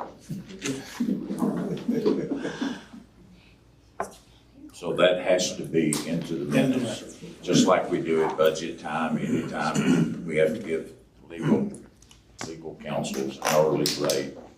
The engagement letter does lay out a range of those attorneys working on the matter would range from $535 to $900. Mr. Neal, of course, is going to be at the higher end of that range, but that would be the range that would need to be approved by the Budget Committee and then reported out for County Commission approval next Monday. I'll make that motion, Mr. Chairman. We have a motion to approve the rate of $900 proposed by Foley Department. Second. Any questions, comments from the committee? All those in favor of approving the requested rate, signify by saying aye. Aye. Any opposed? Thank you very much. Diane or Jeff here, Libby? Not anymore. Y'all would just add to our agenda next week that I'll have a report from the Budget Committee to discuss this. Yes, sir. So if you'll add that to the agenda, thank you. Thank you all. Thank you. All right, moving into resolutions. We will start Resolution 11-25-7, a resolution calling for the establishment of a task force whose mandate is to recommend a reduction in the regulation of subsurface sewage disposal systems and calling for a reduction in the budget of the County Department of Sewage Disposal Management. Have a motion? A motion, do we have a second? I'll second. Mr. Webb has seconded it. Mr. Clifford? Yeah, so this is a tough resolution. I know I tried to get it to everyone as soon as I could, and I gave our attorney staff and our department staff time to think about it, talk to other commissioners. And just before I start, this is not in any way a reflection on our people at all. It's a reflection on our regulatory environment in our county. And I know folks are here and we heard from them, and I know public service is a calling, and I completely understand the job aspect of this. And that some of that is at play here. I hope not in any major impact to our rank staff or the folks that are here, frankly. There's it's not an essential government function to provide jobs, but there's a lot of great jobs that come from providing essential government functions. But what's really at issue here is our regulatory environment has gotten really out of control on septic. We have 6 times the regulations out of any other county across the state and the state of Tennessee. And the costs on average are about 10 times more than anybody else in the state. Up to 10% of the average cost of a house is in septic alone. Sometimes up to $100,000 just on a septic system. Average is somewhere around the 70 mark.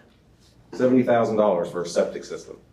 where if you go to any one of our neighbors, it's somewhere around 10 to 20.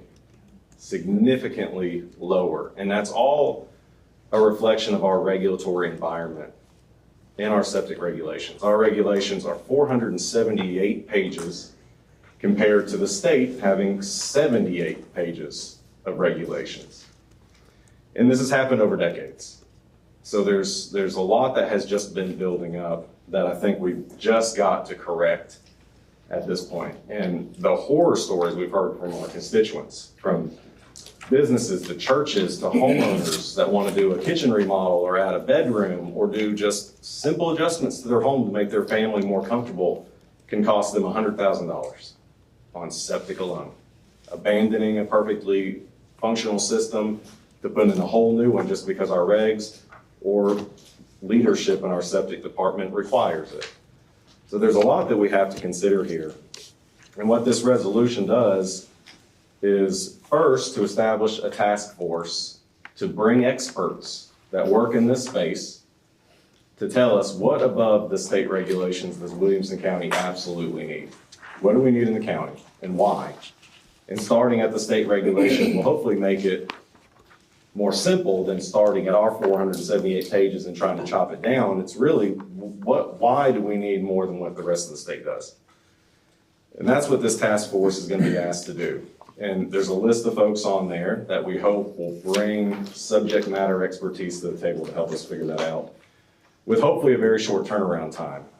We've only put one commissioner on that task force, so we don't have to go through the bureaucracy of establishing public meetings and having rooms like this just so they can talk about it. We want them to just get together, develop some recommendations that they can bring back to the rest of the commission.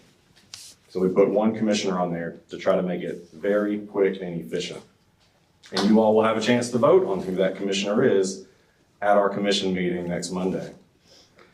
What it also does is seek to reduce the budget now. We know with the reduction in regulations, which is paramount in this whole thing, it should reduce the amount of work. It should reduce what's required in the county. So it should reduce our budget, frankly. It just has to.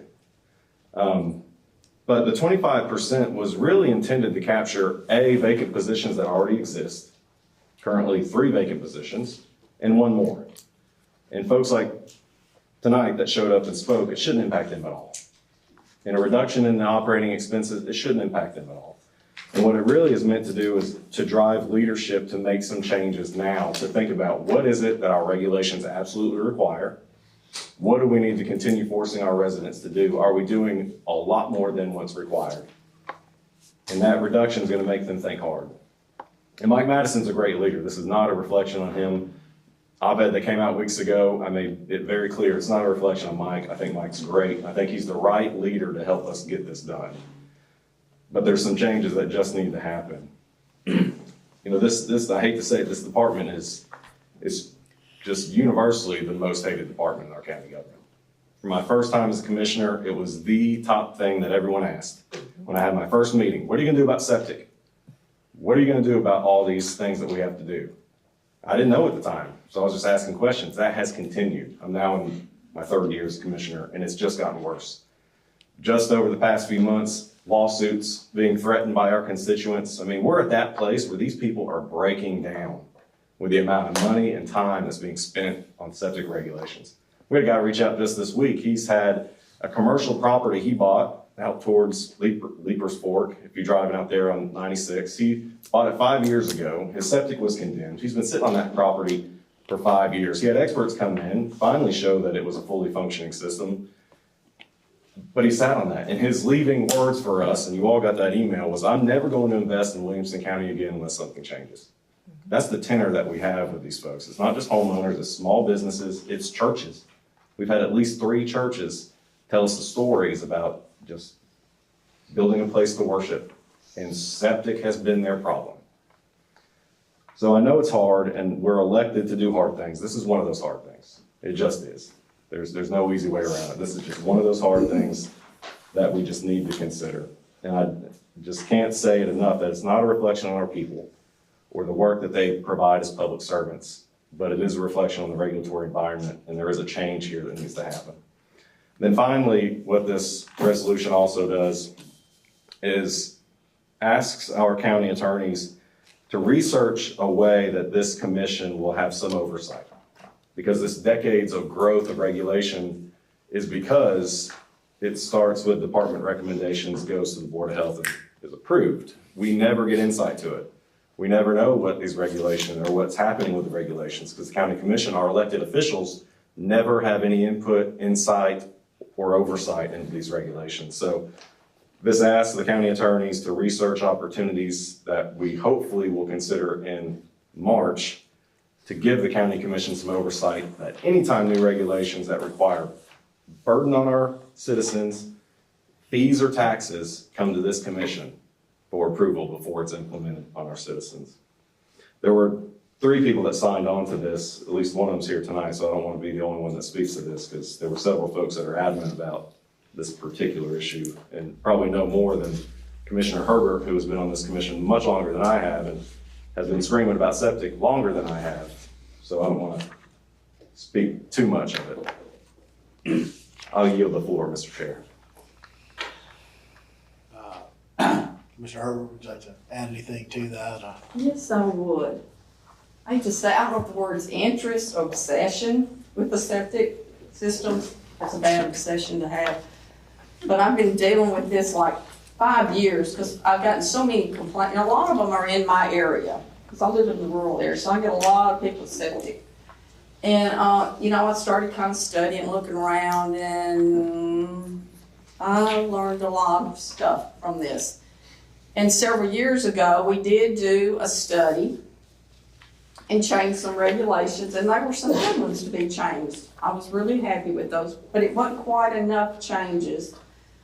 So it's continued on, and we have worked on this resolution, and I think it is really a great resolution because I love the idea of a task force, because I've spoken with a lot of the experts, your soil scientists, your surveyor, people like that, and they can tell me just like this, things you could cut. I mean, I don't expect it to take much time. I could sit there and tell you things on the regulations that need to be cut. That would cut out work for the staff there, so when there's less employees, it won't be as much an issue. And we already had 2 vacant positions, and they weren't gonna fill those, and the director has retired, so that position is not there right now. So I feel like we're already close to the percentage to save on money. But I just am so passionate about this. I think it's a very good resolution. I get so many complaints for citizens and so upset. I mean, I usually get one a week at least, sometimes more. And this is a good solution because the experts that deal with these issues every day, they know what's too much and what's not. So I'm pleased asking y'all to vote for this because I think this is a great resolution. And then we can put the septic down and I won't have to deal with this all the time anymore. And y'all are sick of hearing me talking about septic issues too, I know. Not ever. Director Madison, Mike, why don't you come up and put you after in public comment, but I promise you can have more than 3 minutes. Can I say one thing? Things have changed since Mike's been there and the time frames have improved dramatically.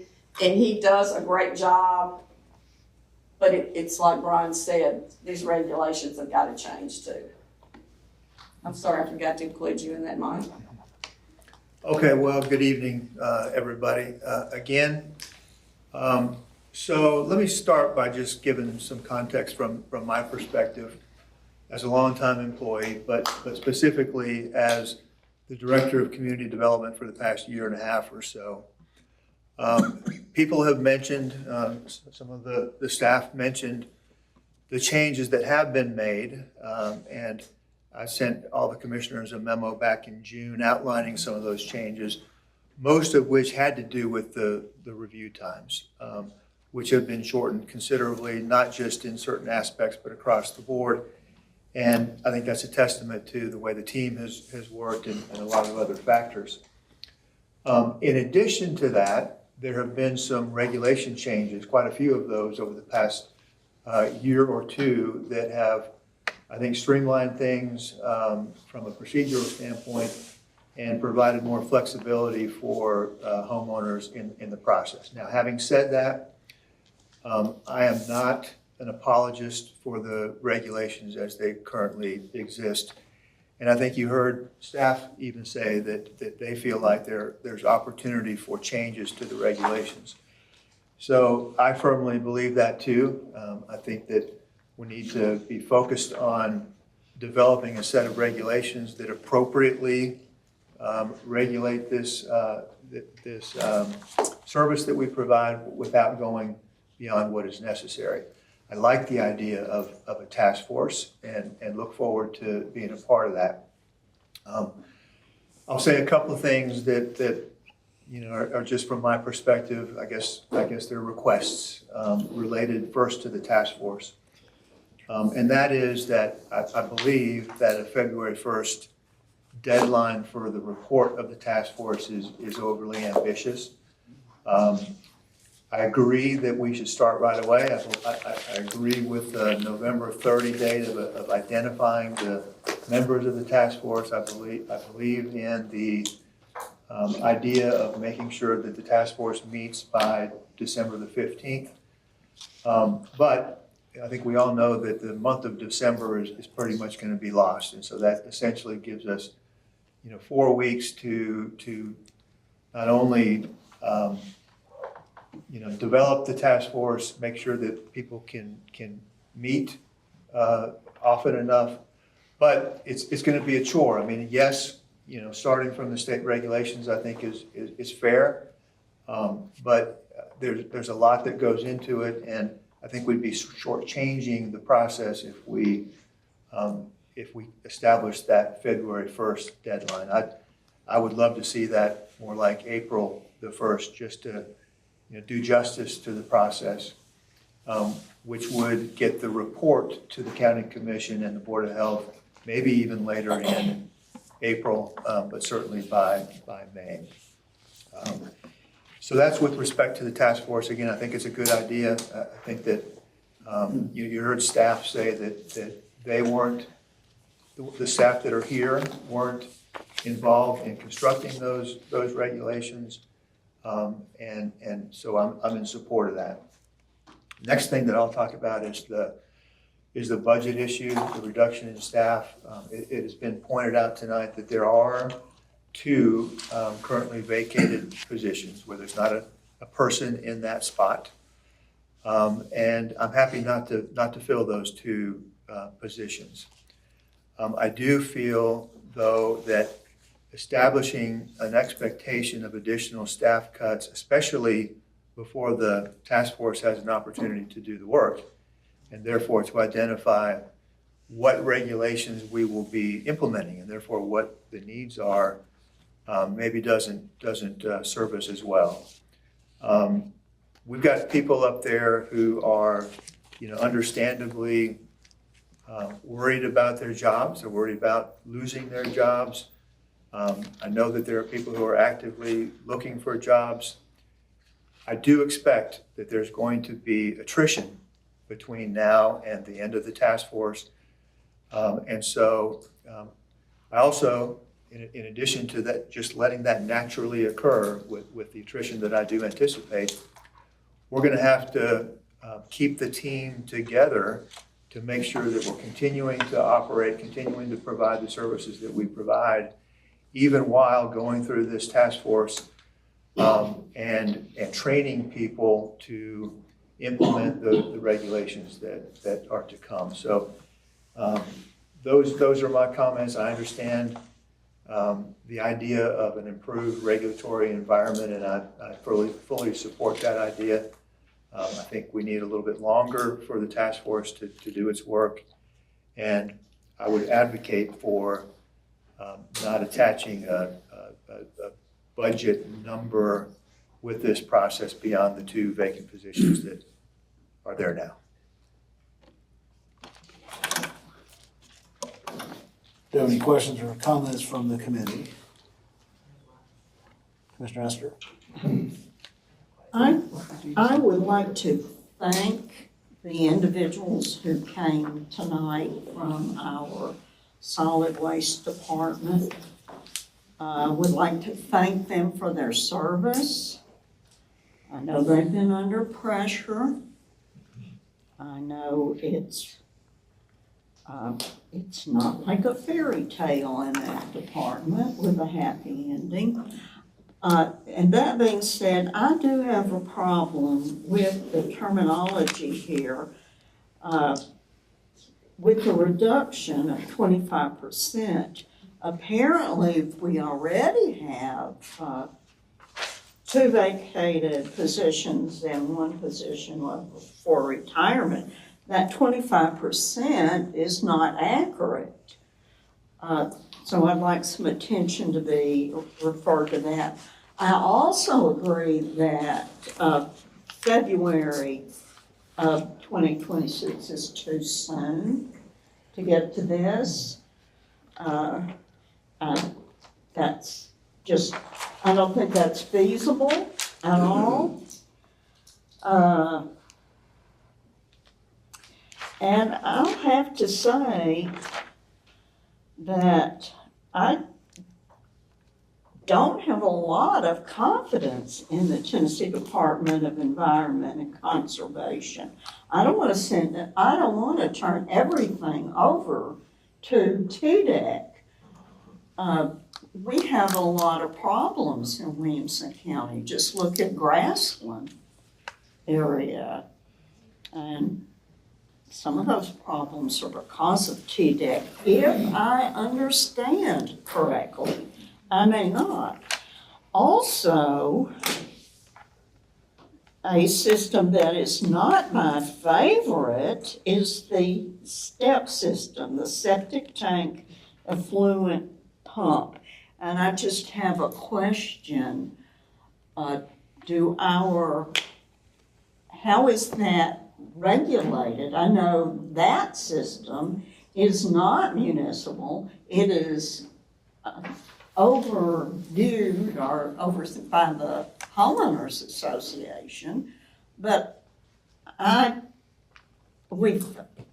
what about maintenance? If we don't require maintenance on that system, what will happen long term? Will that be a problem with the county? And because the Planning Commission has approved such things, I have hesitations there. We've already seen a situation where treated sewage, according to a plat map, is going to be possibly placed on graves. I think that's been handled by the Planning Commission well. And I'd also like to thank you, Mike, for your service.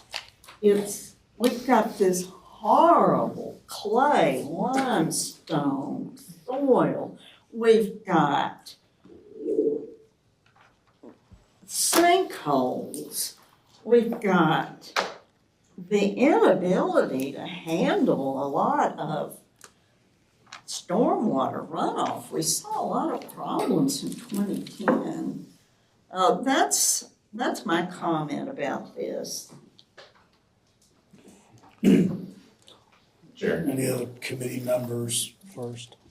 Commissioner Chair.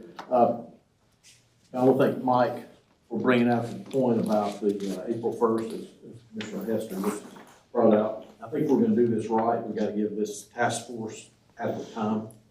And I agree with you, February is not enough time in my opinion. And the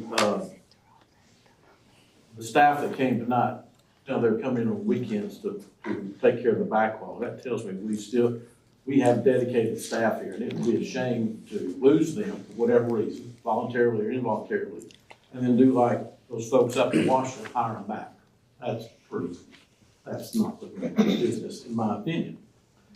The other part I'm concerned about is this resolution passes as written, we're cutting the budget. And I've got 2 problems there. We're cutting the budget before we've heard the report. That again seems backwards to me. And then the other part of this thing. That's a broader thing. If we start cutting the budgets for this department in mid-year, then is that the new trend? So what does the budget process work for? If the goal is to cut the budget, then we got a process. It'll start here at the end of January. It'll go through, we pass the budget in June. That's the process. We need to live by that, whether you like it or not. Mike's already said he'll not fill 2 open positions. We've heard there possibly could be retirements. Let that work its way out. I urge you to take out that next to last whereas and rewrite or remove the second now therefore, which also includes that. Let this task force do its work. That's what we do. Otherwise, why not? If we cut the budget and the task force says your staff is doing good, they just need more time, now what? We've lost people. So I can't support cutting the budget at this time. In the process, I can. So I wanted to play those couple of things out that were brought up here. Move the date back to at least April 1st, maybe even later, within this fiscal year. Give them plenty of time. And let's not address the budget at this point. Let's address it during the budget process. And we will have that information before the budget is passed in June. And then my final thing is, the last therefore, I know the intent is good, having information, but having 24 bosses in this last, therefore, for commission within the purview, we could, 24 cooks in the kitchen. The soup's not gonna taste good. But you're saying, the way it reads here is with the purview of the county commission. Now, having a report saying that a monthly report shall be presented to the county commission or something on that line, I'm good with that, but the impression I got here is that it's almost that we, the commissioner, are gonna be running the solid waste department. I don't think that's your intent, but the wording that I read is within the purview of the county commission. So I think, we're on the right track, the task force, because we've all heard of those issues. So, Mr. Chair, my thing would be move the date back to April or later, and let's not touch the budget, let it go through the regular budget process, and let the staff and Mike tackle this.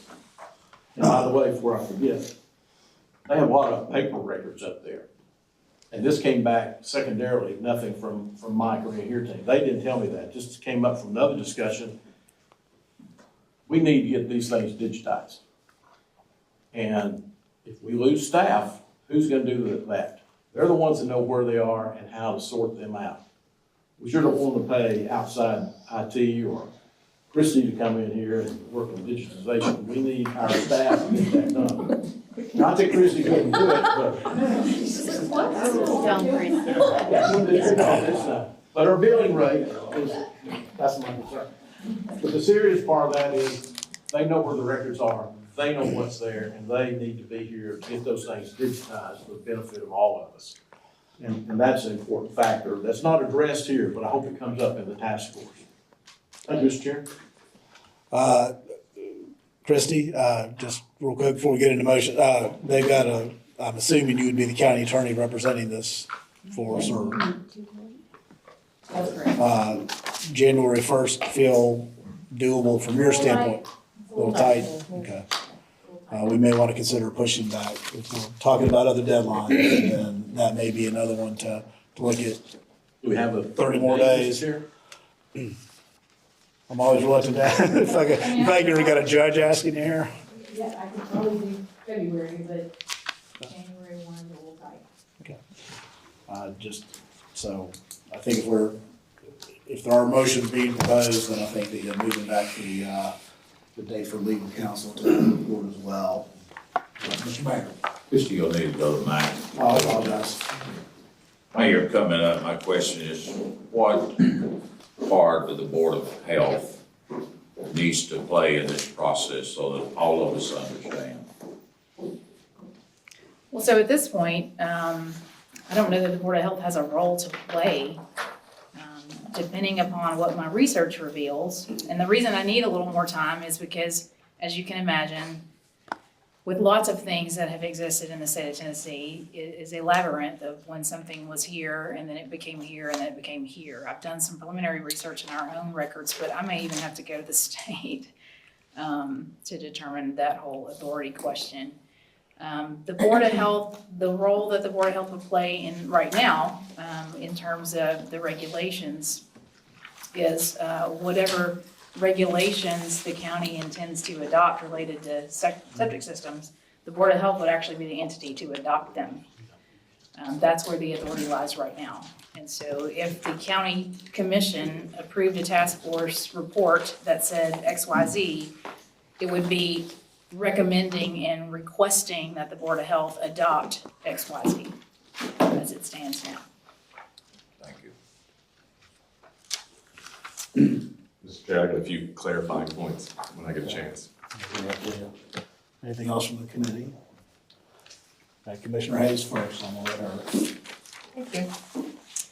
I definitely want to thank Brian and Judy for bringing this forward. This has been a major issue in District 1 as well. And I'm also on the receiving end of spending about $30,000 and waiting 5.5 years until I finally sold my business. Still never hearing anything about my septic systems for either my business or my house. So I've been on the receiving end of the frustration. I think the staff, you know, I'm so impressed that you guys have hung in there. And it's not easy when people come and yell at you or are unhappy or worse things, I'm sure. So thank you for hanging in there. Certainly in my prior career, I've been yelled at, screamed at, and threatened, so I understand. And thank you for coming to speak. I know it takes a lot of courage to do that too. So now that I've got that, I did a lot of research. I had cauliflower ear 2 weeks ago. I talked to a soil scientist who will not do business in Williamson. And he said maybe if things change, he would consider it again. But he said we have some of the best dirt in Middle Tennessee. And he does not understand all of the issues we've had. So I put that comment out there. I'm curious who sits on the Board of Health. Is that at the state level? That's something I don't know.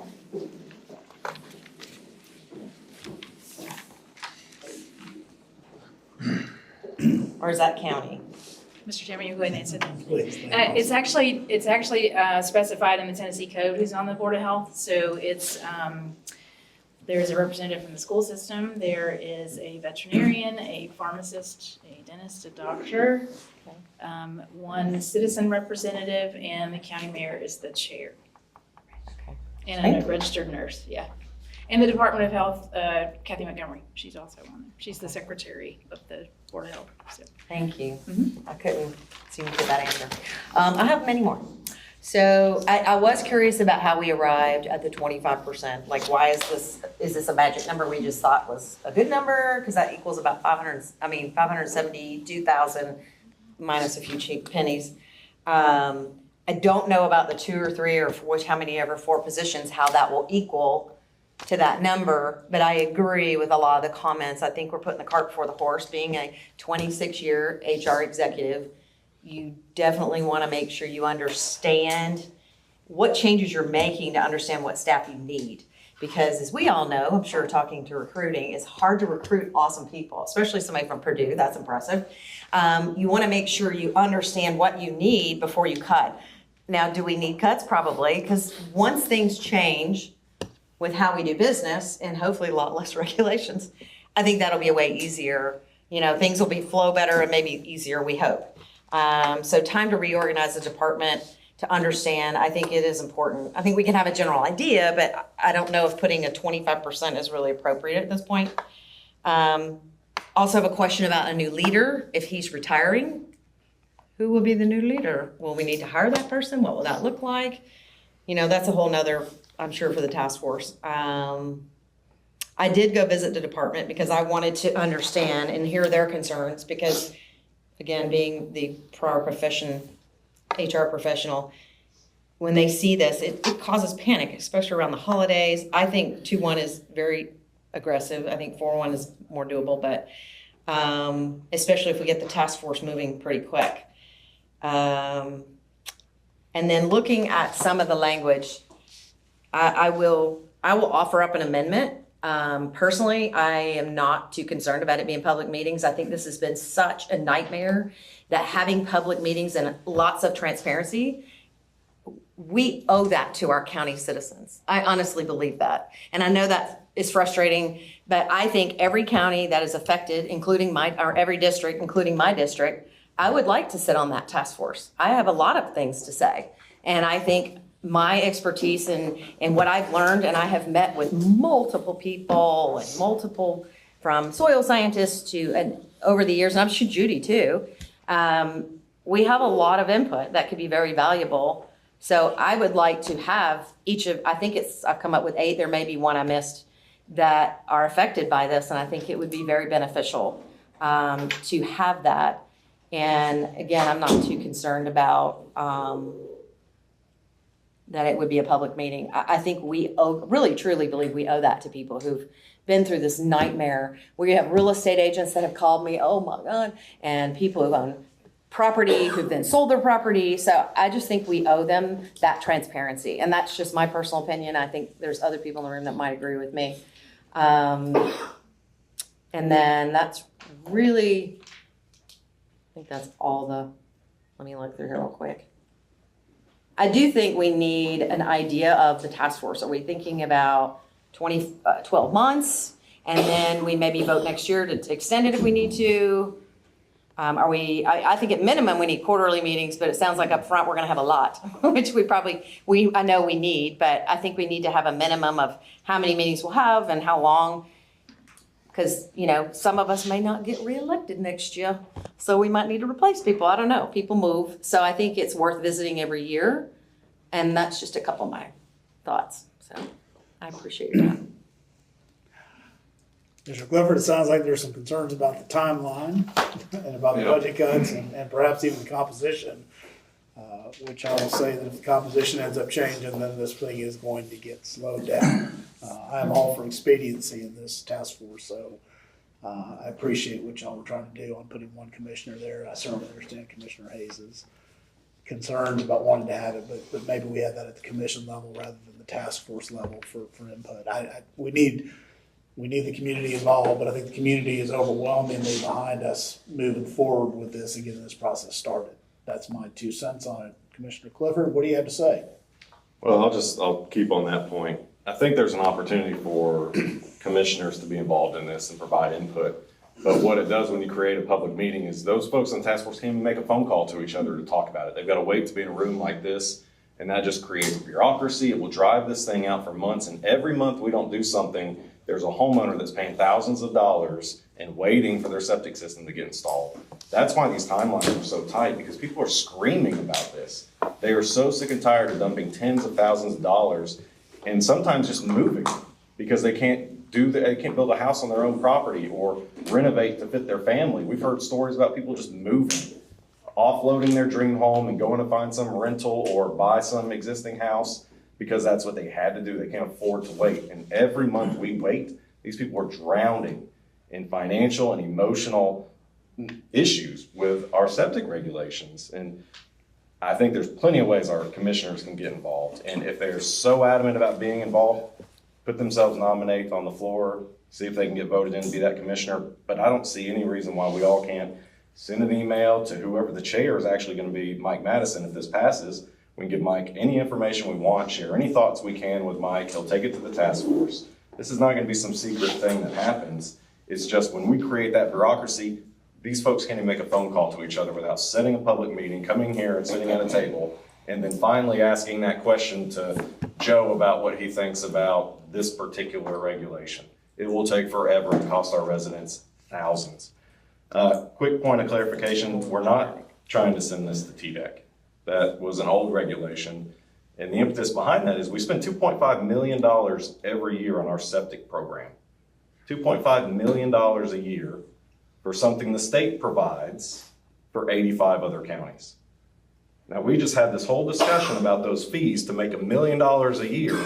We spend 2.5 on our septic program. Put that into perspective. There's some things that I think we can do, and if ultimately we do reduce regulations, I think we've got to look at that budget, just to be fair. the 25%, the idea there is this fear of retribution and retaliation from experts. Her example of people not wanting to work in the county is not only the regulatory environment, it's fear from staff too. And for us to get experts to come to the table and be serious with us about what to do, if they fear that they're going to be retaliated against or have retribution from the septic program for speaking out, it's going to stifle them. We've already had people tell us, I'm not going to help you. I'll give you all the information you want, but don't share my name and don't invite me anywhere public because I'm afraid of what they're going to do to me. They won't get my projects across. They won't help. They'll stifle me and my business will suffer. That's the comments we get. And it's not these people in the room that they're talking about. It's the next level leadership that's an issue. So that 25%, the county commission, our authority is all fiscal. At the end of the day, that's the only authority we have. We don't get to make staffing decisions, hiring decisions. We don't get to do any of that. So for us to have any leverage and have a discussion with the executive branch over there, it has to be a fiscal reason. And so the idea was 25% captures the bad eggs and gets us in a place where we can have conversations in a way that people aren't going to be fearful and have the task force actually be fruitful. Because right now, if we were to do it today, I don't think they're going to be fair and honest because they're going to be fearful. That if it doesn't ultimately pass or we don't ultimately do what's being recommended, they have to still work in this community. They still have to feed their families, get these jobs done, get these projects done, and they're fearful from it. So that's another reason why that number was very specific, was to capture that. And I think the part about, the comments of working on the weekends, we're overworked and we're behind. I love that they do that. That's terrific public service. But I think that's also a reflection on our regulatory environment and how much we require. And reducing our regulations, what we require, may keep them from working on the weekends or keep them from working in. So it should reduce the burden not only on our constituents, but on our staff too, which will help with some of those issues. The deadlines, I think I would be fine with a few more months, but again, every month we wait to do this, our constituents are screaming. We've got constituents at bay from suing the county right now. That guy that sent us the email just 2 days ago, that commercial property, he's planning to bring his lawyer to the county commission meeting to talk about how he intends to sue the county. And he's waiting to see what we do. There's at least 3 other stories like that. These things are just bubbling up, and that's why we finally are acting. It's not because we just decided this was a good time to do it. The pressure valves are exploding, and our constituents are screaming, and they want to sue the county. So we can't just punt this thing down and drag out a task force that's going to have a report due in April, action done in 2027 or whatever it is. I think there's a sense of urgency here that we need to act on. I think that's all my points. Sure. I'm gonna agree with almost everything Ron says. I've got so many people too that are saying, I'm right in the middle of this. I mean, it is an urgency. I don't have a problem though, extending it to like February, even March at the latest. And I would hope this task force, if they find some things, we don't have to wait till we find everything, that we could find some very immediate things, and there are a lot of them, that could be changed within the next month, because it's something very, of course, Chrissy's the one that would have to do all that work.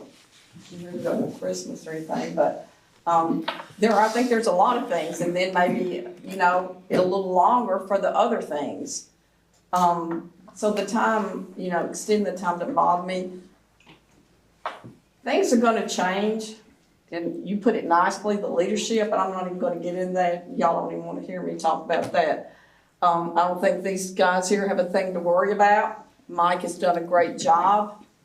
I think, if we don't hit the 25% immediately, we may need them, because digitizing, that is a great thing. And we could use some of these employees, if we end up reducing the regulations enough where it's not as needed, some of them can do that. And I think that's very important in that, task force. But I'm still looking at maybe we can get some of these things done sooner than that deadline, and some might be a little bit beyond. But I'm like, Brian, we need these things done immediately. I have people screaming at me all the time about it. And if you want to extend it just so we can, that's fine.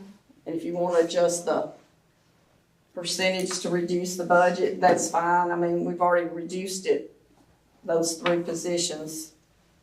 So we just want it passed. The last point of clarification, Chair. Commissioner Webb mentioned the oversight piece and how we're going to be managing the department. That's not the intent. The intent is much like Planning Commission, for instance. When a zoning ordinance changes, how it comes to the commission for final vote and approval. I think that's the theory behind that oversight, that if there's a recommended change to a regulation, that the commission gets to vote on it before it becomes part of the county's regulatory package. And that's where I think our council may need a little more time. Right. To develop that body of law and figure out where that goes for us, so. Yeah, and I think everybody's got the no same quarrel spirit giving of her, it, yeah. you know, till she said February 1, that sounds great. What's the rule with lawyers? Fast, cheap, or right, you can pick 2. So let's make sure we get it right and give her time to get it done. Mr. Surgeon. Yeah, I just want to put my 2 cents in. District We 8. may have to get you the mic up or talk super loud. Okay, I can talk really loud. Just ask my kids. I would like to say that District 8 has suffered greatly because of this issue. We've got people, same thing, their dream home's been sitting there, their kids are going off to college now and they never got to take care of their house. So I think because it's been such a burden on the residents of the county, if we can't, have public, it's gotta be a public meeting, whether you put more commissioners on there or not, the public needs to have the ability to go and hear what's going on and to know and see that we're doing something, and that if they have something that's worth contributing, that there's somebody that's gonna hear them. I think that's super important. And, I have an engineering background. I think I'd be great on this committee, but I don't think I don't want to be the one. I just think that anybody who can contribute should have access to the task force. And I do think it's urgent. I think we need to take care of it yesterday.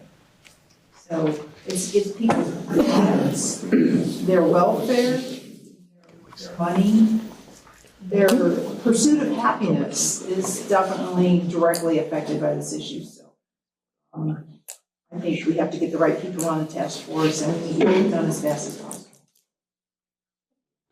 Members of the committee, do we have any further questions? It sounds like we've got Mr. Carton. Thank you, Mr. Chair. I guess I'd officially like to propose an amendment to change the date from February 1st to April 1st for the task force report and recommendation. Second. So a motion a second to change paragraph 2 in the be it resolved to move the report and recommendations from February 1st, 2026 to April 1st, 2026? Yes. A motion a second. Do we have any questions or comments from the committee on the amendment to the motion? Seeing none, then I think we're ready to vote. All those in favor of the amendment signify by saying aye. Aye. Any opposed? We'll mark that one unanimous. Are there any further motion or amendments? I've got a couple, Mr. Chair. You want to take them one at a time, or do you want? Yes, I think one at a time, because like in our other things, these may not, it's easier, I think, one at a time. So under the last, therefore, be it further resolved, move the date from February 1st, 2026. I don't have a calendar, but it's February 1st, a weekday. I would not want that to fall on a weekend. Anybody tell me, because I don't know. Which, February 1st, is that a? It is a Sunday. It is a Sunday. Then I would like to change that date from January 1st, 2026 to February 2nd, 2026. Well, he just amended it to March. No, this is over under the now therefore under 2. This is the very last therefore be it resolved. This is the legal counsel This is the report. Christie over here. The very last 3 words. He erroneously said February 1st when he announced it. Okay, then I may have erroneously given you the wrong date. Okay. January 1st is a Thursday. And a holiday, so. And it is a holiday. February's a Sunday. February 1st is a Sunday. So that's where I come up with February 2nd, that amending that last therefore be it resolved, the very last, change January 1st, 2026. Also grant us February today. 2nd, 2026. Also a holiday. Is that clear, Mr. Chair? Clear to me. Okay, thank you. We have a motion. Do we have a second? Second. All right. Motion to second. Do we have any comments or discussion? All right, then I think we're ready to vote on moving the county attorney's report from January 1st, 2026 to February 2nd, 2026. All those in favor signify by saying aye. Aye. Any opposed?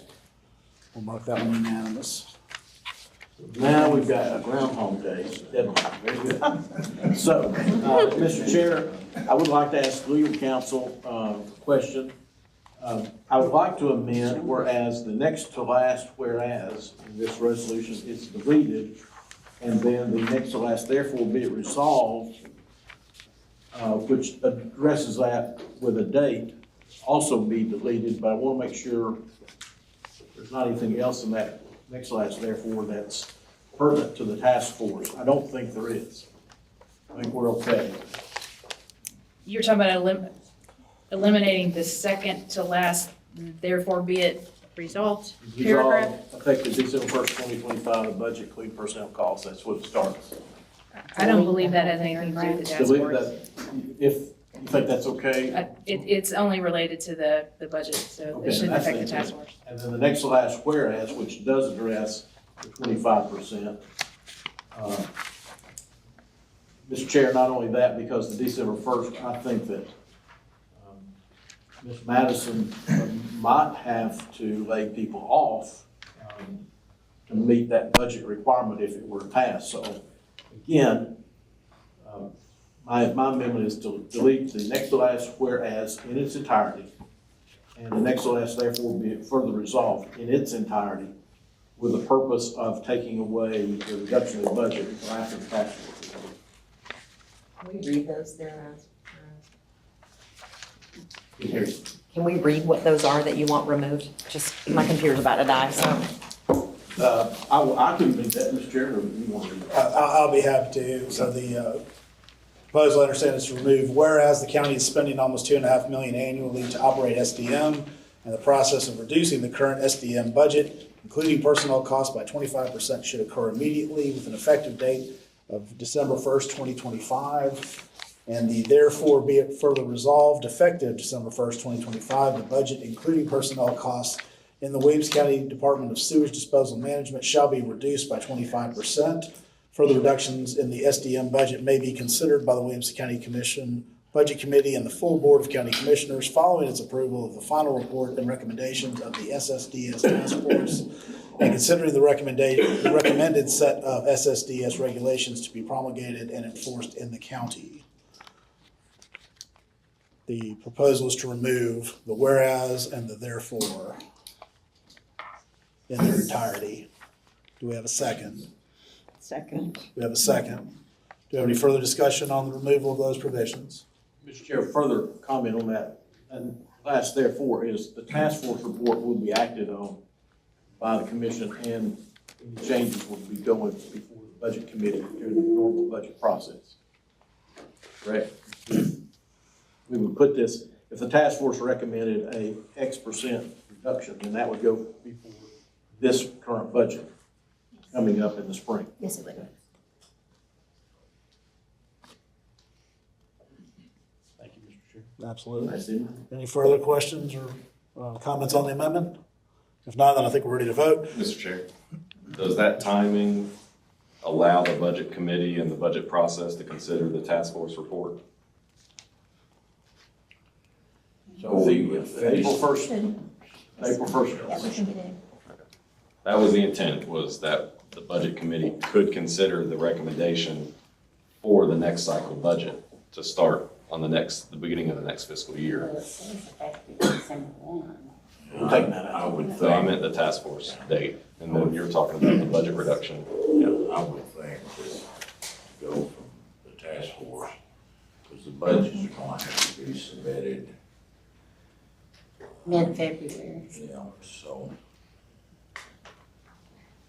You'll have a good idea, but if it gets down to it, we'll just have to cut the active budget filing deadline.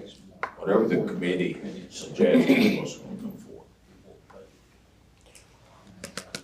forward. I feel pretty comfortable that we could readdress, even though we may have already covered that before April 1st, that we can look at it post task force report if it came back after April 1st and make an adjustment. Is our recommendation from here. I'm just worried that if I don't have legal until sometime in February, that the task force ability to be able to meet before April 1st may be just putting too much on the task force. So the various committees that start, that different departments that start bringing you all budgets are the first Monday in April. Okay. But then later in the process, there's an opportunity for second reviews. So if something changed between that, you could bring it back at that time. So I think we can get it addressed for next year. Any further questions or comments? I have a question. The 25% with the 2 vacant positions, your most recent resignation, how much of that 25% is likely already covered? Not much. The 2 vacant positions would equate to approximately $170,000 per year.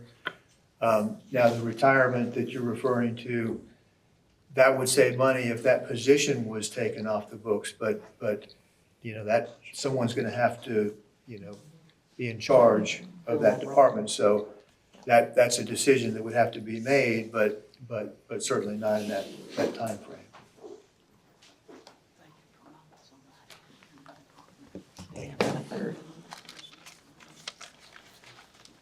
Hearing nothing else, then I think this committee is ready to vote on the amendment, removing those 2 provisions. All those in favor of removing those provisions signify by saying aye. Aye. Any opposed? I think unanimous. Are there any further amendments to the motion or to the resolution? Mike, you have a comment? Well, you may already be identifying this, but you changed the report to April 1 in that same, now therefore, under 2, it has currently the report being presented to the county commission in March. And so you may want to, did you already? You're right, that's a good catch. That would have to be, obviously, if the task force report April 1st, it would be the next commission meeting, which would be in May. I think that may keep it from impacting the budget. Can we discuss this legal? I think we can. We can just answer Commissioner Clifford's question. I think, knowing the budget process, task force issues this report on April 1st. The budget committee will have it and can work on that, or at least the budget director can, before the May meeting to accept it. So we're gonna need some wiggle room here, I think, and follow the process, that we don't approve the budget till the end of June.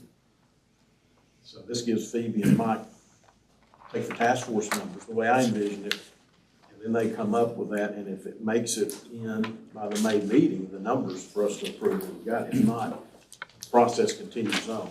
I'm just trying not to rush. I get the expediency is needed to solve the issues that we've heard about. I'm so concerned that we get too big of a hurry, we'll have to come back and do it or something to get some bias. I feel comfortable with this April 1st amendment and hearing it in May. Not everybody may, I understand that. I think also that given the time we have, and everybody recall last year at our budget approval meeting, we made an adjustment on the day. So we've got until whatever in June to make any final budget changes. And this commission as a whole will vote on that. I'm comfortable with the timelines. Understand that we want to move this thing forward, but I want to make sure we do it right. And I do think that the commission will have an opportunity, if there are budget concerns, all the way up until June to be able to address those. So, Commissioner Herbert. This is before these dates. This task force comes up with these great regulation changes early. We cannot go on and submit this early and they can pass. It doesn't have to wait. Am I not correct? You're correct. We will. So on or before, maybe say on or before? Yeah. No later than, so 6 half dozen then. Perfect.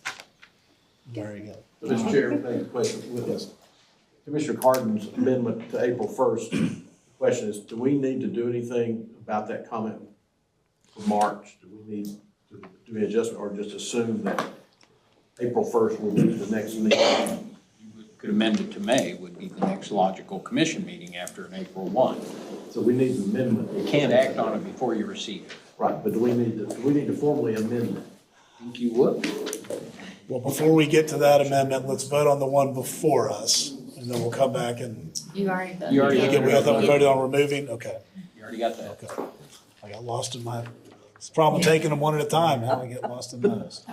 Yeah. All right, do we have a second amendment, or what's the process there? Can it be, no, we've approved it.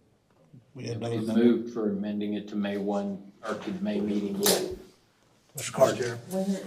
Propose amending this, March meeting is in the same paragraph number 2.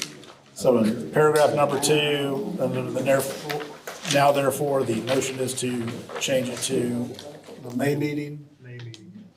Do we have a second? Second. Very good. Any discussion? Seeing none, I think we're ready to vote. All those in favor of amending to the May meeting for paragraph 2, the now therefore be it resolved, signify by saying aye. Aye. Any opposed? All right. We have all of the amendments made. With those amendments, do we have a motion to vote on the resolution as a whole? Yes.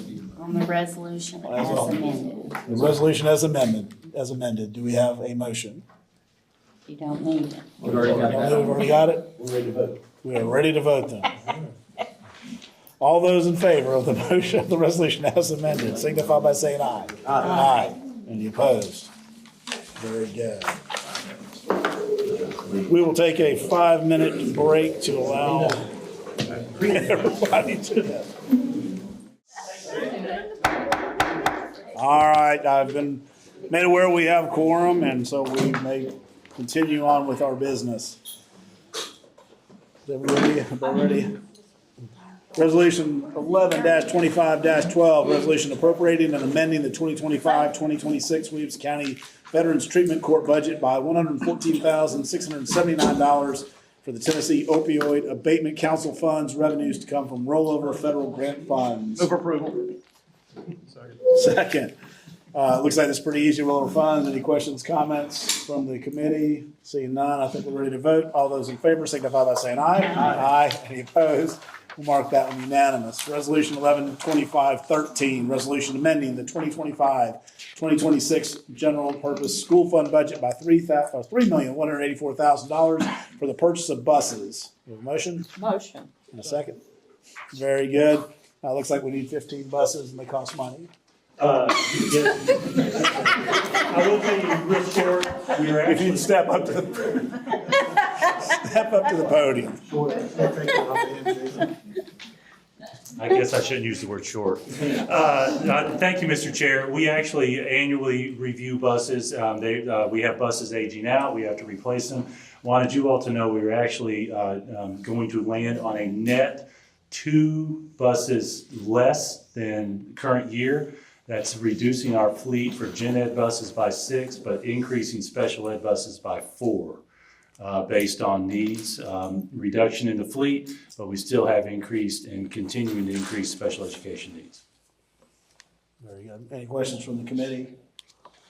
Seeing none, I think we're ready to vote. All those in favor signify by saying aye. Aye. Any opposed? Mark it unanimous.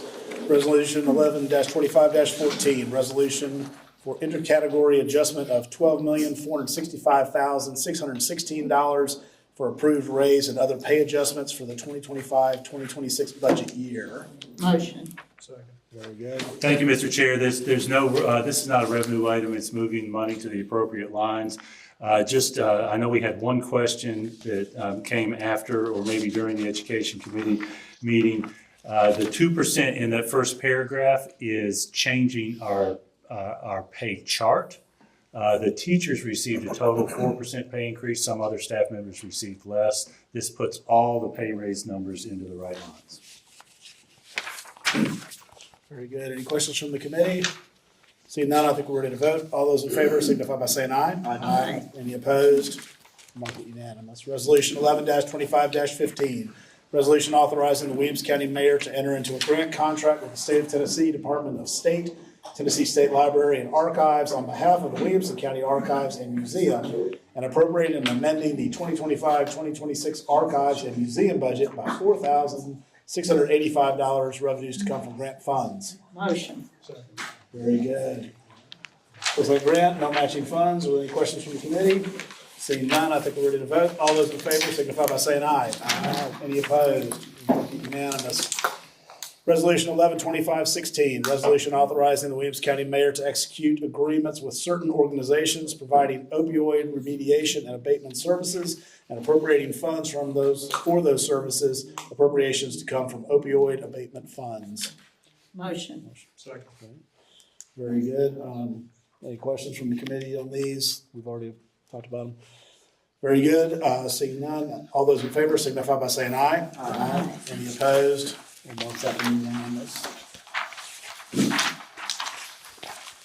Resolution 11-25-17, resolution authorizing the Williamson County Mayor to enter into a lease agreement with the Heritage Foundation of Williamson County, accepting a donation from the Heritage Foundation and appropriating and amending the 2025-26 budget, property management budget by $120,000, revenue to come from donations. Motion. Second. Very good. This is for Dan German Hospital. Any questions or comments from the committee? Kevin's here if you need anything. Kevin's here if you got any questions. Seeing none, I think we are ready to vote. All those in favor signify by saying aye. Aye. Any opposed? We'll mark that unanimous. Mr. Chairman, there is one typo in the, which budget we're amending in the title and the be it further resolved. It's not property management, it's actual capital projects. That'll be corrected on as a typo before your packet goes out. Council, we don't need to go back and change it. Nope. Very good. Resolution 11-25-18, resolution authorizing the Williamson County Mayor to enter into a letter of agreement with the State of Tennessee Department of Finance and Administration and appropriating and amending the 2025-2026 General Sessions budget by $15,912.15. Motion. Second. Very good. This looks like electronic monitoring for engine folks. Any questions from the committee? Seeing none, I think we're ready to vote. All those in favor signify by saying aye. Aye. Any opposed? Mark that unanimous. Resolution 11-25-19, resolution authorizing the Williamson County Mayor to enter into a grant contract with the State of Tennessee Department of Safety and Homeland Security and appropriating and amending the 2025-26 Sheriff's Department budget by $40,000, revenues to come from grant funds. Motion. Second. Safety projects, Sheriff looks good. $30,000 in overtime, $10,000 in equipment, no matching. Very good. Any questions from the committee? Seeing none, I think we're ready to vote. All those in favor signify by saying aye. Aye. Any opposed? We'll mark it unanimous. Resolution 11-25-20, resolution appropriating and amending the 2025-2026 Health Department budget by $44,400, revenues to come from State of Tennessee. Motion. Second. This is just the state funds that are coming in from the budget thing that we had last month, if y'all recall that. So, any questions from the committee? Seeing none, I think we're ready to vote. All those in favor signify by saying aye. Aye. Any opposed? Unanimous. Resolution 11-25-21, resolution appropriating and amending the 2025-26 Parks and Recreation budget by $95,294.99, revenues to come from donations. Motion. Second. Very good. These are like donations. Any questions from the committee? Seeing none, I think we're ready to vote. All those in favor signify by saying aye. Aye. Any opposed? We'll mark it unanimous. Resolution 11-25-22, resolution accepting the conditional donation of $1 million from Excel Aquatics Incorporated to be used to expand the current planned Bethesda Parks and Recreation Center to include a natatorium. Motion. Any questions from this? Looks Sorry, like I got a question. Yes, Real Commissioner quick, Gordon. Does this give this group any, Excel Aquatics, any preference in using of the facility? Yes, it does. And is that for training or competition? It's normal. So Excel is the competitive swim program that we acknowledge as one of our service providers. And so they have right of first refusal, but they will be paying for the lanes that they'll pay a rental each month for the lanes that they'll be training in. In addition to this one time? That's correct. All right, thank you. All right, I'll have to ask as well. Do we ask anybody else or we talk to just Excel?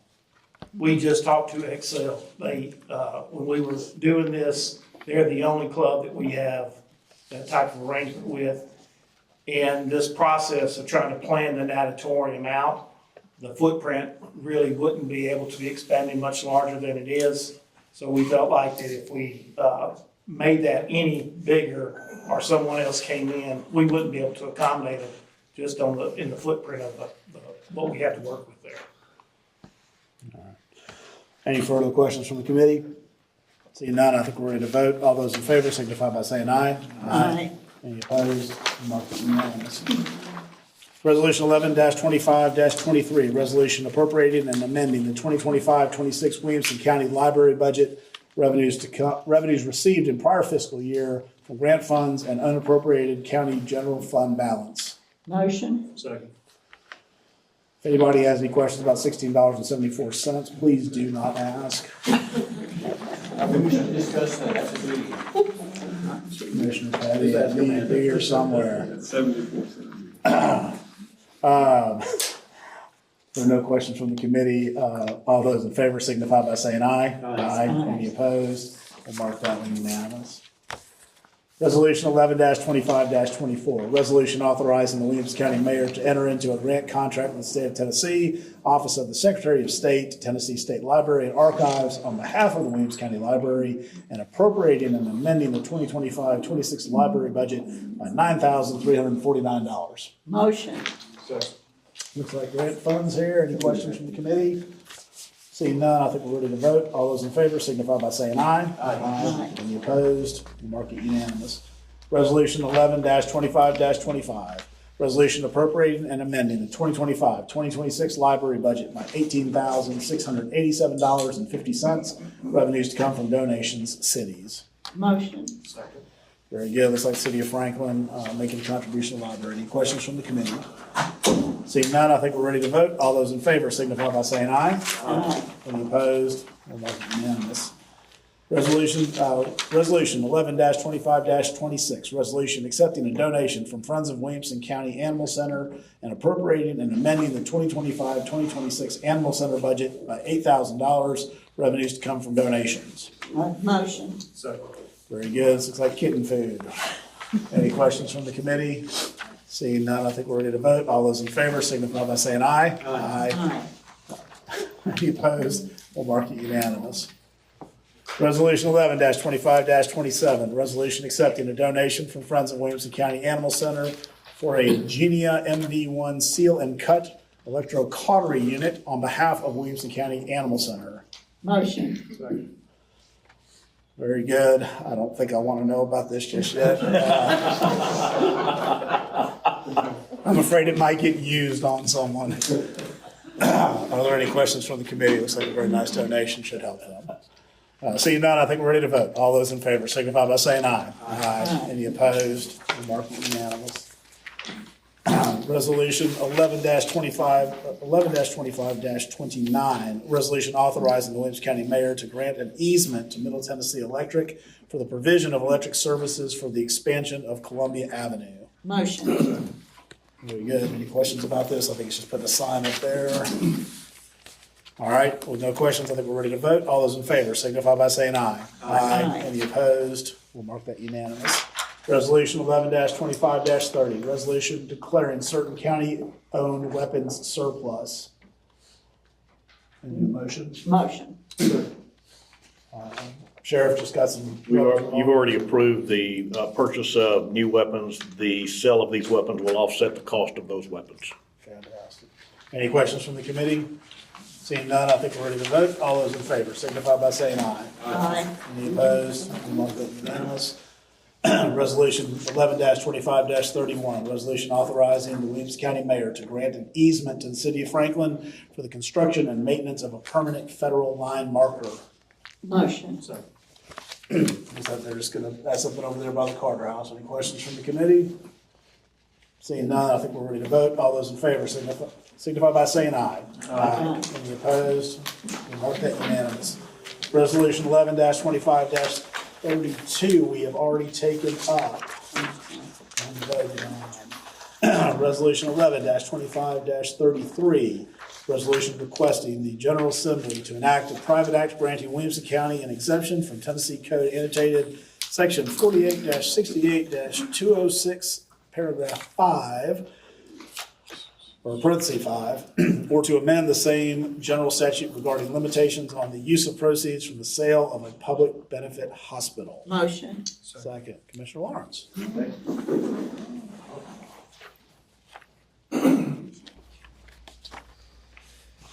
I know it's already past dinner time, so I'm going to try to be brief here, but all of you understand, I think, that there was a law passed in 2012 that restricts the funds that can be used from the sale of a public benefit hospital to only go to a private foundation. As we heard when Bo Butler came to our meeting in July, that was the statement they made in the letter, because that's what the law says. If a public benefit hospital is sold, according to the law passed in 2012, those funds can only go to a private foundation and they can only be used for health care. So this resolution would ask our state representatives and state senators to change the law to allow those funds to come into the hands of the taxpayers and the taxpayers' elected representatives, which would be this body, because it is the taxpayers' hospital and they own a considerable portion of it. There's some parts of it that are owned by the district, and that, I'm still not clear exactly what would happen with those funds, but this would, if we could change the law, it would allow the funds, if the hospital is sold, to come into the hands of the county commission. There's certainly a lot of healthcare needs we have in the county, and if we decided to, as a body, to use those funds for healthcare, like ambulance services, then we could do that. But it wouldn't restrict us to only healthcare services. We would be able to use it for other things, possibly like funding the jail project we have coming forward. I have worked with Senator Johnson's office to craft the wording on this through our counsel here. They actually talked with his office as well. We're leaving it open-ended, whether they have to do this by private act or need to do it by private act, or just simply change the law across the state.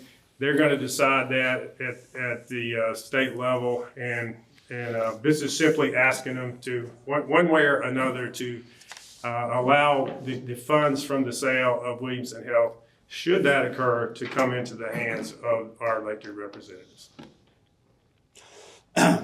I know that our legislative delegation up in Nashville prefers that we pass these kinds of resolutions and show substantial support before they take these things before the state. That's the reason that this is before us. Whether or not they can get it passed at the state is and what it sort of looks like is their question, and whether or not it is successful up there is sort of a different thing. This is just showing them that we would like them to do it. So that's a little history on where we're coming from here. Are there any questions for Commissioner Lawrence about the resolution? Okay, seeing none, I think we're ready to vote. All those in favor signify by saying aye. Aye. Any opposed? No. We'll mark that 3-4-2 against. Resolution 11-25- What was your vote? I think Let's see a show of hands. No. Hester, will you know? No. Oh, I thought you were yes. I apologize. That motion does not pass. That was 2 yes, 3 no. I apologize, Commissioner Webb. I Didn't realize you'd overlook me, Mr. Chair. I just didn't hear you. I never overlook you.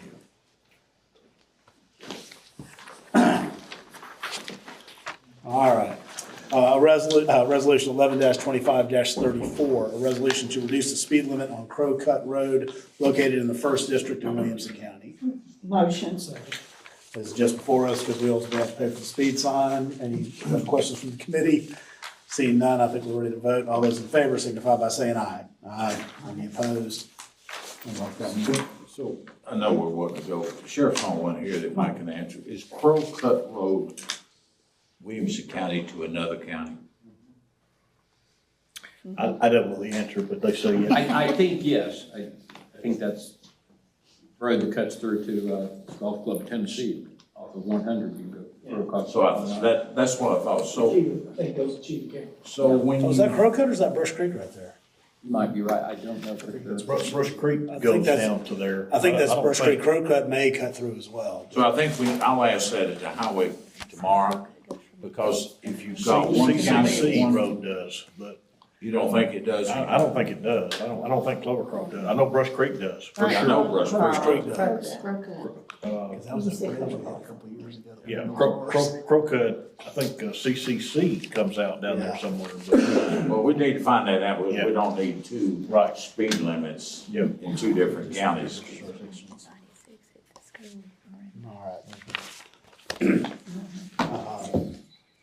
Resolution 11-25-35, resolution authorizing the Williamson County Mayor to grant an easement to Middle Tennessee Electric for the provision of electric services. Motion. Second. Any questions from the committee on this one? Seeing none, I think we're ready to vote. All those in favor signify by saying aye. Aye. Any opposed? We'll mark it unanimous.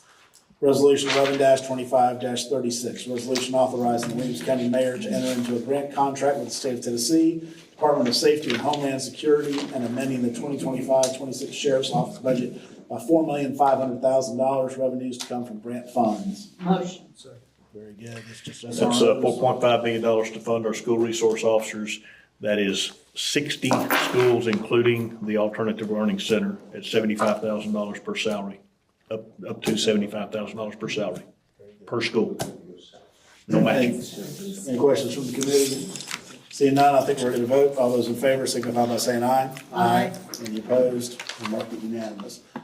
Resolution 11-25-37, resolution authorizing the Williamson County Mayor to enter into a grant contract with the state of Tennessee, Department of Environment and Conservation, and appropriating and amending the 2025-26 Parks and Recreation budget by $3,524,000, revenues to come from grant funds. Motion. Any questions about this? Free money for parks? Seeing none, I think we're ready to vote. All those in favor signify by saying aye. Aye. Any opposed? We'll mark it unanimous. Resolution 11-25-38, a resolution appropriating and amending the 2025-26 animal center budget by $990, revenues to come from donations. Motion.